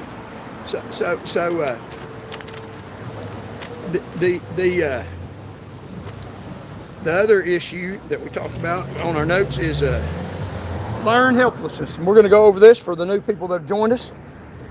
So we got 11 people to contribute. Thank you all so very much. We appreciate that. So this is learned helplessness. Psychological state when an individual believes they have no control over a situation due to repeated negative experiences causing them to stop trying to change things even when a solution is possible. Martin Seligman is the one that did this study, and we got a lot of contribution, a lot of help. So, and the government tries to teach us learn helplessness, and we're going over this again just in case people just pick it up. The dog study in 1967, where phase one's dogs were elected, and shocked, and they couldn't escape, and then the dogs elected, shocked, but they could escape. That was phase one. And then phase two was all dogs placed in low fence, one elected, the other safe to escape. Group one did not try to escape. So when they put a group of dogs in an area where they were shocked and they couldn't escape, they just laid down and moaned, and they put another group of dogs in an area where they could escape, and they escaped. And then they put both dogs together in an area where they were shocked and they could escape, and the ones that had previously escaped, and the ones that could escape didn't escape because they had learned helplessness, even though they could. So don't learn to be helpless. A motive for pain, the opponent process theory of motivation. Initial exposure, stimulus case, immediate strong emotional reaction. So this is talking about why people experience pain. Why people do drugs, and why people do things that are harmful for them, because of a motive for pain. Wow. If you blow your horn, you can get out of run emergency equipment. 1960 study with Milgram was one in which people obeyed authority. Let's talk about the repeated exposure to pain. Repeated exposure, the initial positive feeling diminishes while the negative or opposite feelings, the negative becomes stronger and appears more quickly. So people that do drugs, they get a high, or people that do something that's bad for their health, or they get that initial high, and then the feeling drops down and goes below the initial baseline, so they have to keep repeating that in order to get the same high. And I've drawn a little chart here. Intensity of effect. Start out at a baseline, get the high, and then they come down. Intensity of effect, and then they go down, and they have to go back up to get the same effect. So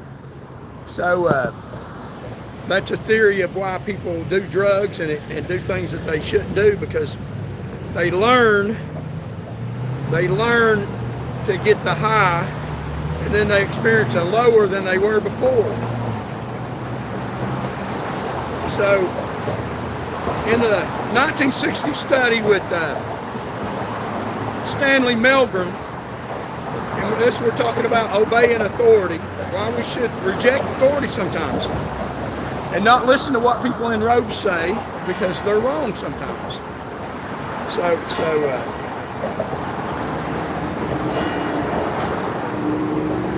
Study participants willing to obey authority, who instruct them to obey an authority figure who instruct them to perform acts conflicting with their personal conscience. So keep voting for Republicans, keep voting for Democrats, keep voting for these people in power, even though you know that neither one of them is doing what you think that they should be doing for society.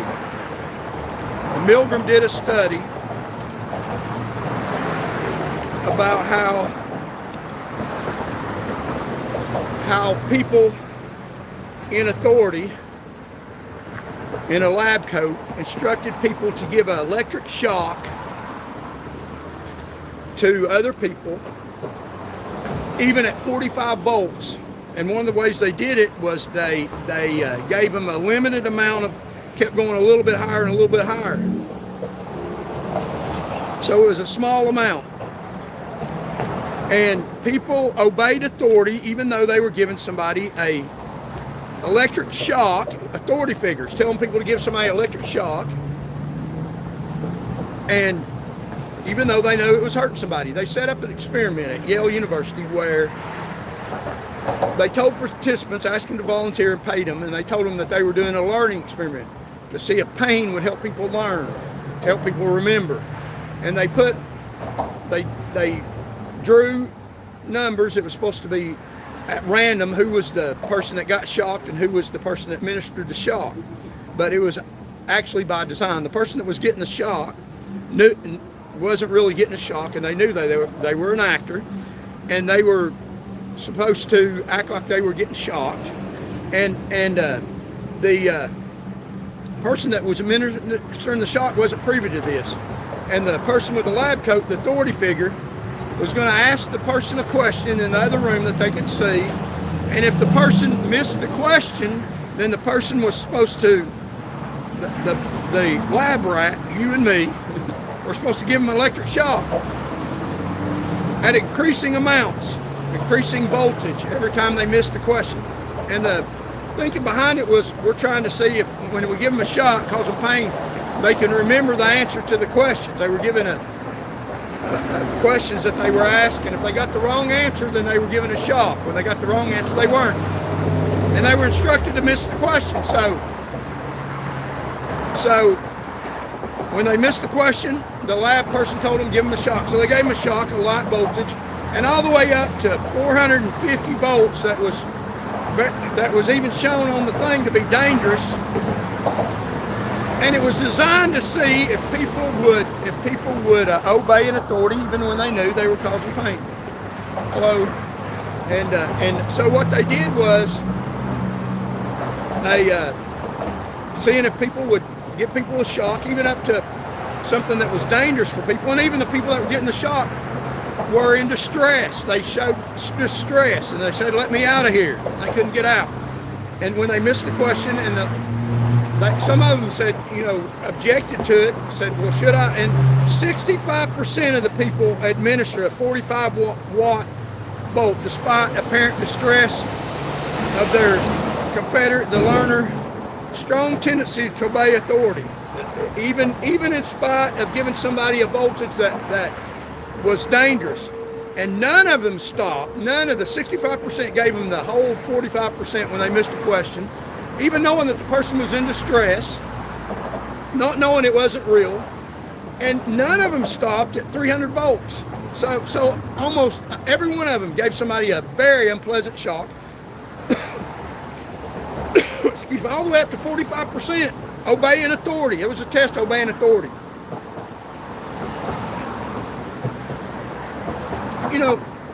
Authority.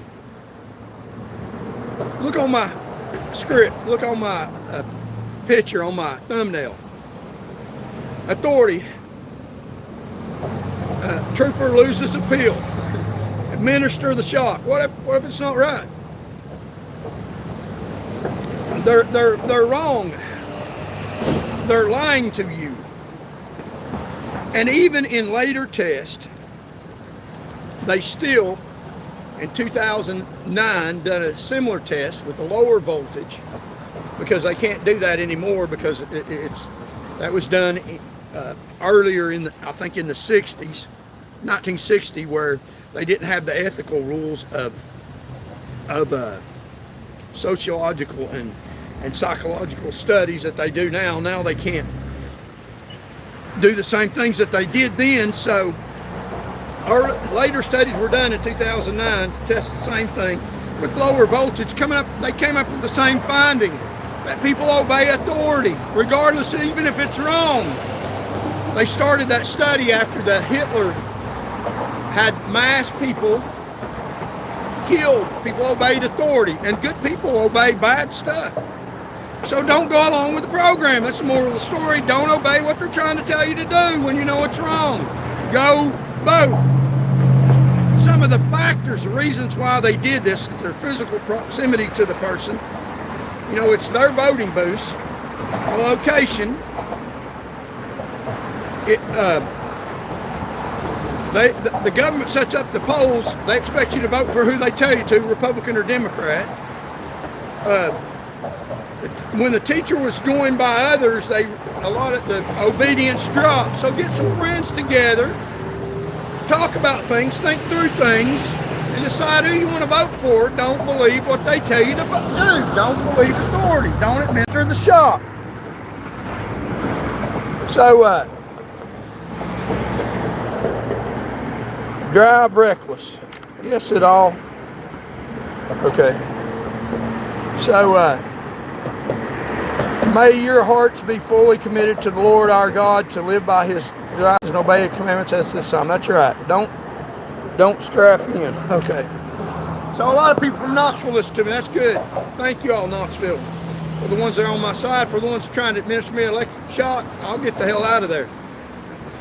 And also, the 2009 Berger study showed that the reasons for it was, it showed the same result. incremental nature of risk, little shock at a time. Are we still wired today, even when it is wrong? If everyone goes along, do you still have to obey? 45 years later, yes, limited to 150 watts. So 45 years later, the Milgram study was still, people are still going along with authority, even though it's wrong, even though it's not good, even though it's bad.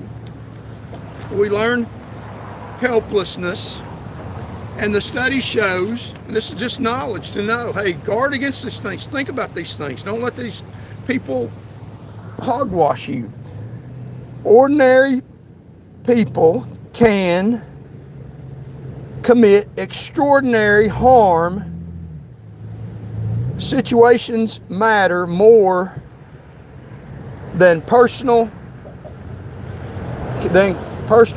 even good people can act cruelly when told to. And even good people can act cruelly. We need to realize these things. We have to actively guard against these things instead of going along with the program. Don't go along with the program. That's the moral of the story. Symbols of authority, like lab coats, uniforms, or titles, have a numerous influence. Robes. So judges have a numerous authority for people to go along and do things that they know that they shouldn't do. So realize that. You can vote for whoever you want to. They may own the voting polls, but you get to go in there in private and vote for whoever you want to. Don't go along with the program. Just because a judge says something doesn't make it true. And a lot of times it's the opposite thing about what the judge says. Just because authority says it's this way, it's because the authority is getting what they want at your demise and expense. So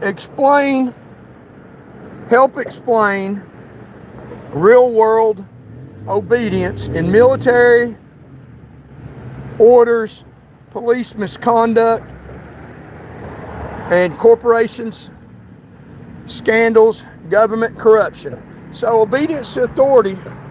Like, share, and comment if you like the show. Thank you all for doing obedience to authority helps explain a lot of the corruption, why some of this stuff goes on, even when we know it's wrong, even when we know. So don't go along with the program. Don't obey people in government power when they're wrong. Thomas Jefferson said, when the government fears the people, there is liberty. Does your government fear you, or do you fear your government? So let's don't let these people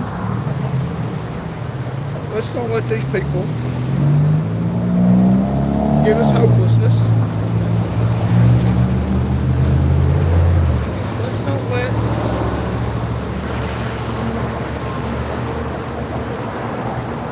people in government power control us.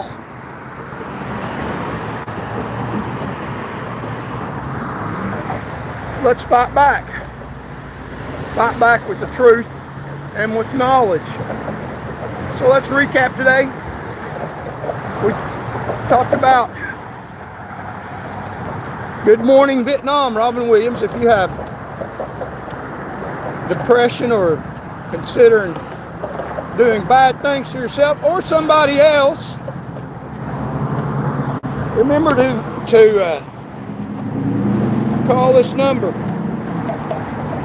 It is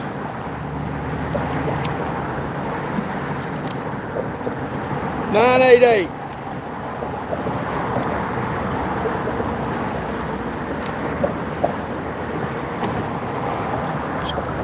star, well, text this number right here. Who would have thought about Robin Williams needing help, but he did. I mean, sometimes. Let me find this number here.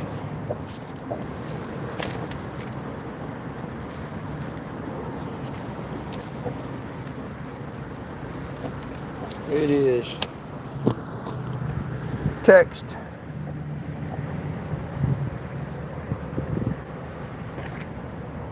988. Press 0 if you want to talk to somebody. 800-560-5767. If you want to hurt yourself, people have depression. He was buddies with Judge in Kentucky, the Sheriff White. Yeah, no, it wasn't. Many here are happy to just chat it up all day, asking what he's talking about. Make mnemonic comments before actually doing any research for yourself. Yeah, do research for yourself. That's right. Listen to the people in authority, right? So yeah, okay. Yeah, listen to the people in authority, what they tell you. That's one of the main problems with AI is they just tell you what's in the history books. A lot of the true reality, and that's what this show is going to do, a lot of true reality is not what's written down by people in history. A lot of history that you read is not the truth. It didn't happen the way they say it did. That's not correct. The only way you can know what really happened is like the Vietnam soldier that I talked to. I mean, you can read the history books about Malaya, which I did the other day, and you can read their narrative about what happened. And some of it may be true to some extent. It just depends on how you want to look at it. But I know from talking to somebody that was actually there with boots on the ground, a Vietnam veteran, what actually happened in Vietnam. And I could tell you that I know for a fact from listening to him, he didn't read it in a paper. He didn't even know about Malaya. He lived in Vietnam for several months fighting for his life, and it was horrific. He didn't read about Vietnam in the papers. He didn't read about history, what it says about history. He didn't even know about Malaya. He lived there with his boots on the ground. And a lot of AI and a lot of what people say, read the history books. The history books are wrong about a lot of things. Very wrong.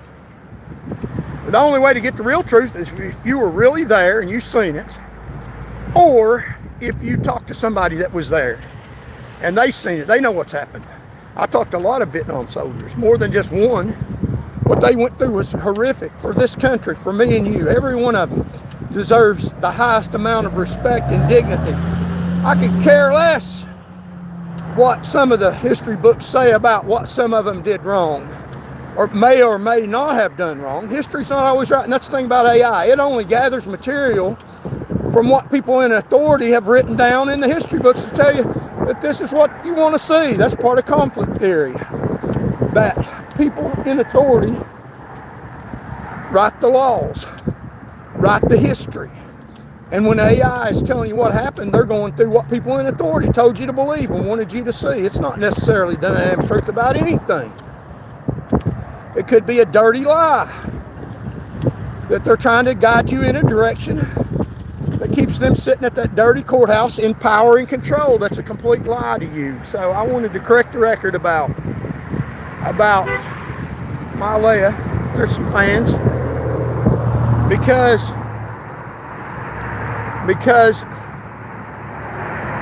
it's not necessarily the damn truth. So AI can be a great tool, but AI will lie to you, and the history books will lie to you. And a lot of what you read in history is only to enable the establishment to facilitate a narrative and cause you to go along with a program that benefits them and not you. You don't know what happened in history. You're told what happened in history by people that wrote it that were in power. So make up your own mind. So the best way to find out the truth about something is if you were actually there and you've seen it, or talked to somebody that's seen it, that doesn't have a stake in it, or is willing to tell you the truth. You talk to several people. That's the reason why Unbridled News, boots on the ground, talking to people at real events and real situations and real circumstances. Otherwise, we don't completely know. Otherwise, we're just obeying an authority figure that says put the shock on them. When you say, wait a minute now, that's not right. Put the shock on them, I'm in authority. Listen to history, I'm in authority. The history, other than what's in God's holy word that's tried in a furnace of fire, purified 7 times, that every word is pure, it can't be believed. The only historical, completely accurate book that has no fallacies, that is absolutely 100% correct, is the Bible. Other history books, take them with a grain of salt. I'm telling you, they have rewritten history. AI picks it up and tells you stuff that didn't happen. So don't even believe history. It's part of conflict theory. Think about it. Is that something logical that could have happened?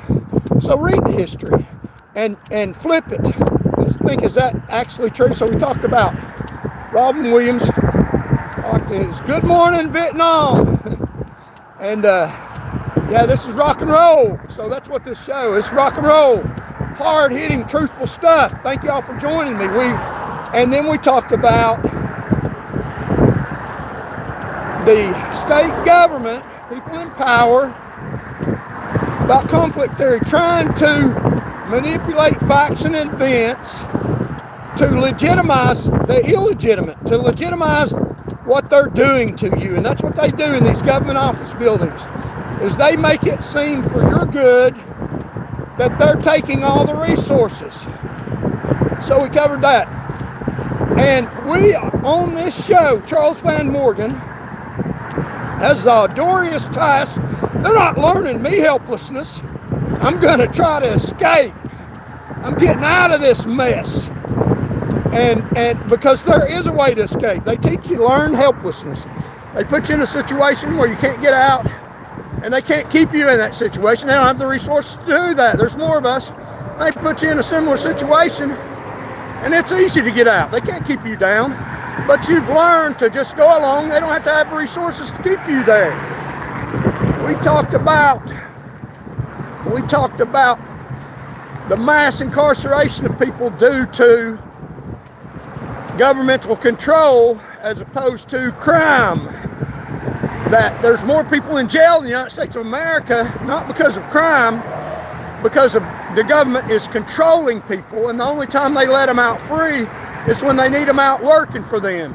And when they don't want them out working for them, they put them in a box to incarcerate them.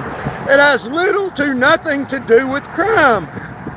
We need a revamp of the whole criminal justice massacre and complete control of people in the United States, specifically people in the state of Tennessee. It is horrific. They will lock you up. Somebody in a robe, somebody in a lab coat will say to lock you up, and the jury will lock you up because they say it's right, even though they know it's wrong, because somebody in authority told them to. That's the way they do, because they don't need you out walking around enjoying your life. They're the only ones that want to enjoy their lives.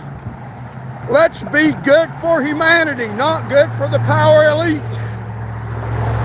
So we talked about that. And also, they have got us trying to convince me and you that we're helpless. They tried to put out, and you look at that article in the paper, trooper loses appeal. Van, you're helpless. Charles Van Morgan, you're helpless.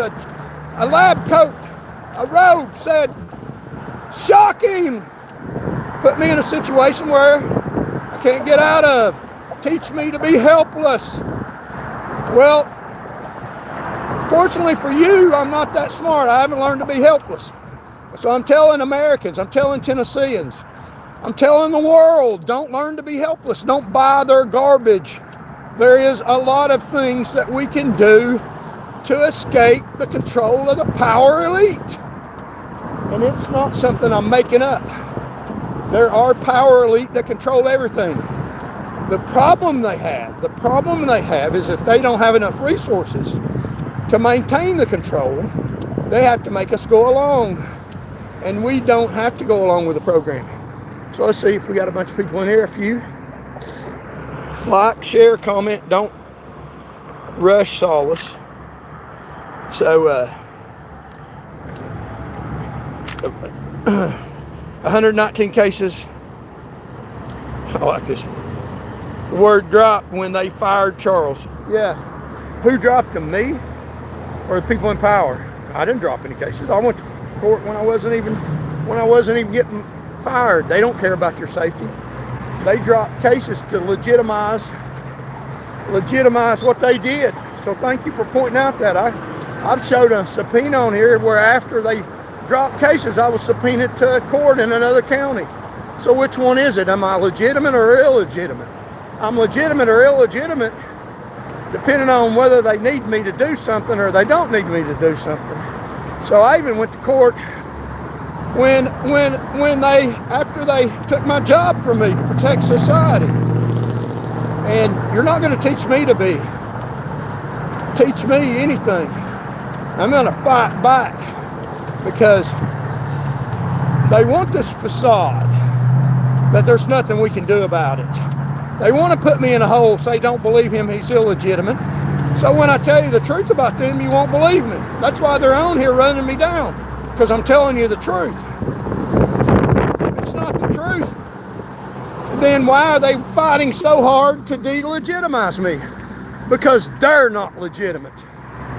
So what I'm saying, the ultimate story is that we need to band together and go to the polls and vote these crooks out of office. Now, I may run for governor again. I don't know. I've run for 2 elections, and I haven't got many votes. So they're trying to teach me. They've set up the system. They set up the system learning me. There's no hope. There's no hope. You can't get elected. Look, you couldn't get out of this. Look, we put everything in the kitchen sink against you when you ran before, put you in jail, demoralized you, sued you in the court, wrote bad things about you. These lab coats, these rogues wrote bad things about you. You can't win, Van. You ran and you didn't even come in top in the independents. They had people that violently assaulted people that got more votes than you. They had people who were racist that got more votes than you, Van. We're learning you that you cannot win. We're learning you helplessness. Nothing you can do. You can't run for office. You won't win. We'll put all the forces of the government behind delegitimizing you, making you feel like there's nothing you can do. And they're on here right now. There's nothing you can do. We got you. No, you don't. You ain't taught me anything. You haven't taught me anything. They have put me in a deficit is the reason why I can't win elections right now. Right now, this video, this channel is about correcting the record. That's what the book's about. If you want the book, it'll help the campaign. If we run, it'll help fund the channel. It's $149. We'll set the record straight. It's all about saving lives. They don't care about your lives. Mass people were killed because of their government corruption. It's about straightening up the record.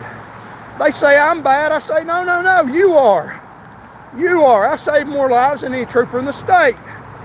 They caused more people to get killed than any trooper in the state. People in authority lied about stuff. Think about what the people in power are saying. We covered that. Think about what the people in power are saying and look at it from the exact opposite perspective. Think about if they convict somebody of a heinous crime or they persecute somebody. Think about maybe the people that are persecuting them from the prosecutor's office, whether or not they're doing wrong, whether or not the people that won public office are doing wrong against the populace, instead of giving them the legitimacy that they're not due. Don't let them teach you anything. Think about things. And I'm not saying totally discredit everything. I'm not unreasonable. There are some breadcrumbs that they hand out to keep you going along with the program. But the majority of it is set up to benefit them at your expense.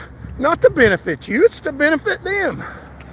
and to breadcrumb you to keep you believing that they're legit when they're not. They're the worst scandals that walk the face of the planet. So don't believe them. So that's what we covered today.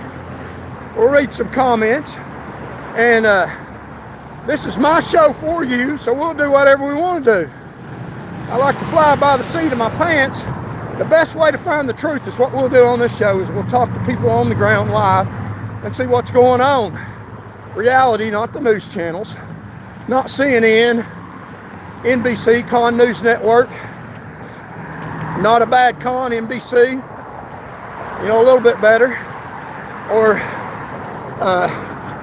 ABC, Alphabet Con, or any of the major news networks, or even some of the major YouTube broadcasters that put out a bunch of ridiculous, totally false things to try to get viewers and make a lot of money. Some of the independent YouTubers that don't actually talk to people sitting in office and put out a bunch of trash that none of it's true just to get views. We're going to actually talk to people on the ground and listen to what people got to say and determine if it's truth or false, and let you make up your own mind. We'll let you hear it from the horse's mouth out on the street where we can, where news is going on, where we can safely, and we've been doing this for years. We didn't just start this today. They've tried to learn us that we can't get anywhere, we can't get out. Here recently we've been blowing up on YouTube, thanks to you all, and it's because we haven't shut up. We did a new show in 2020 when I was running for public office in Nashville about the bombing in Nashville. Showed up on the scene showing the damage and the horrific bombing that a man killed himself and bombed several city streets and injured people in Nashville. Did that on the scene. So we've been doing this for years. We didn't get many views out of it, but we didn't give up. They're not learning me, I can't do anything. We'll keep at it. Try to keep at it as long as we get funding. We gotta thank you all so much. We got money today to help fund the program, real live news from a real live journalist. And we are not like the First Amendment auditors. I'm not going around trying to stand cops out and bust cops. I'm on cops' side. I love cops. Cops are good. They deserve respect and dignity. If you want to attack a cop on the street, they're a dime a dozen. You can get rid of a bunch of them. People in power don't give a rat's ass about that. They don't care about cops.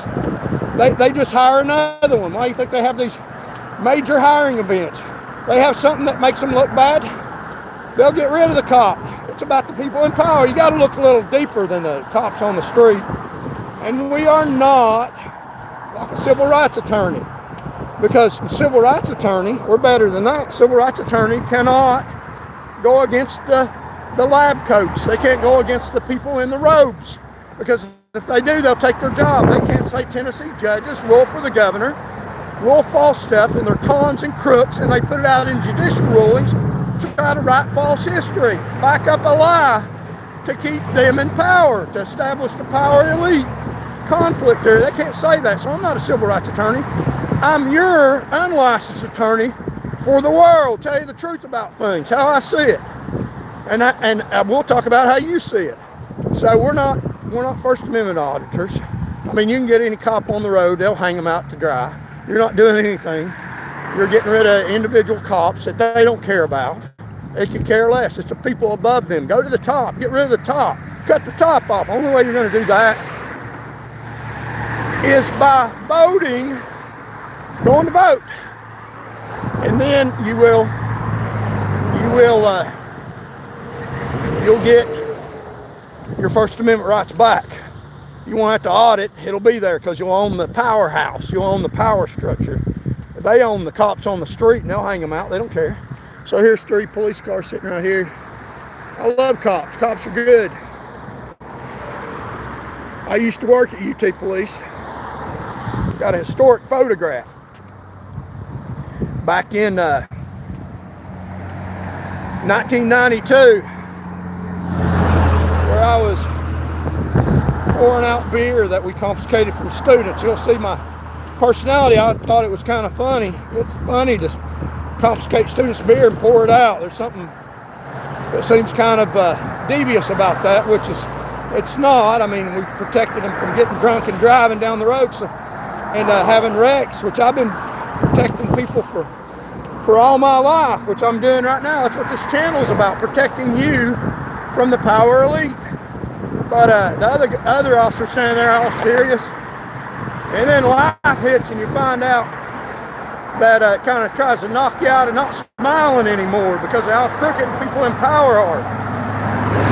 But I'll smile anyway because they're not teaching me helpless. They're the ones helpless. So let's make sure I got this. So like, share, comment, and contribute to the movement. Buy my book, The Trooper Van Morgan Story. And $149, and I'll send you an electronic copy if you can afford it. If you can't, we'll talk about some of the stuff in the book. If you want the facts laid out the way it is, get the book. And we'll send it to you. Send you a signed copy. It'll cost a little more than that. We have to make it. We're only making it on demand. And I'll sign you a copy and send you one. If you want one, write and request that. And pay for it, and we'll send it to you, signed copy. So we're better than First Amendment auditors. We're going to make it where you don't have to do First Amendment audits. So your First Amendment rights will be protected against the government. We're not civil rights attorneys. I don't have to honor attorneys. If you're a licensed attorney, you cannot stand up against the rogue people in government power. Although I graduated from law school, I went to their training schools and passed the bar exam twice. Tried to go through their system of corruption twice and can't get my law license because I'm too honest. Now they'll say because I'm not honest. That's what they tell you. But think about it, that's what people in power want to control power. And if I get in the law license, then I'm going to try to protect you. And people against dirty judges, when they say administer the shock, I'm going to say, no, wait a minute now. What about this? This is not right. They don't want that. They want you to blindly walk across the bridge and fall into the river and drown. And I'm telling you, watch out. I'll speak out against the establishment. I'm your attorney. I'll speak out against rogue judges in Tennessee. Most of them need to be rounded up off the bench, handcuffed, and taken to jail for the atrocities that they've committed against humanity, for the lies they've told to keep themselves in power and to get promoted, which is what they do. And they've tried to done that to me. Look at the papers. They tried to teach me helplessness. But let me tell you, as long as your heart's beating, as long as you can pray and say, God help me, as long as you can move, you gotta try. You can hop, roll, or whatever you gotta do. You gotta keep trying to move forward and not let them buffalo you, not let them convince you, because I'm telling you, they're the ones that are helpless, because the tide is changing. There's a lot more of us, millions more of us than there is of them.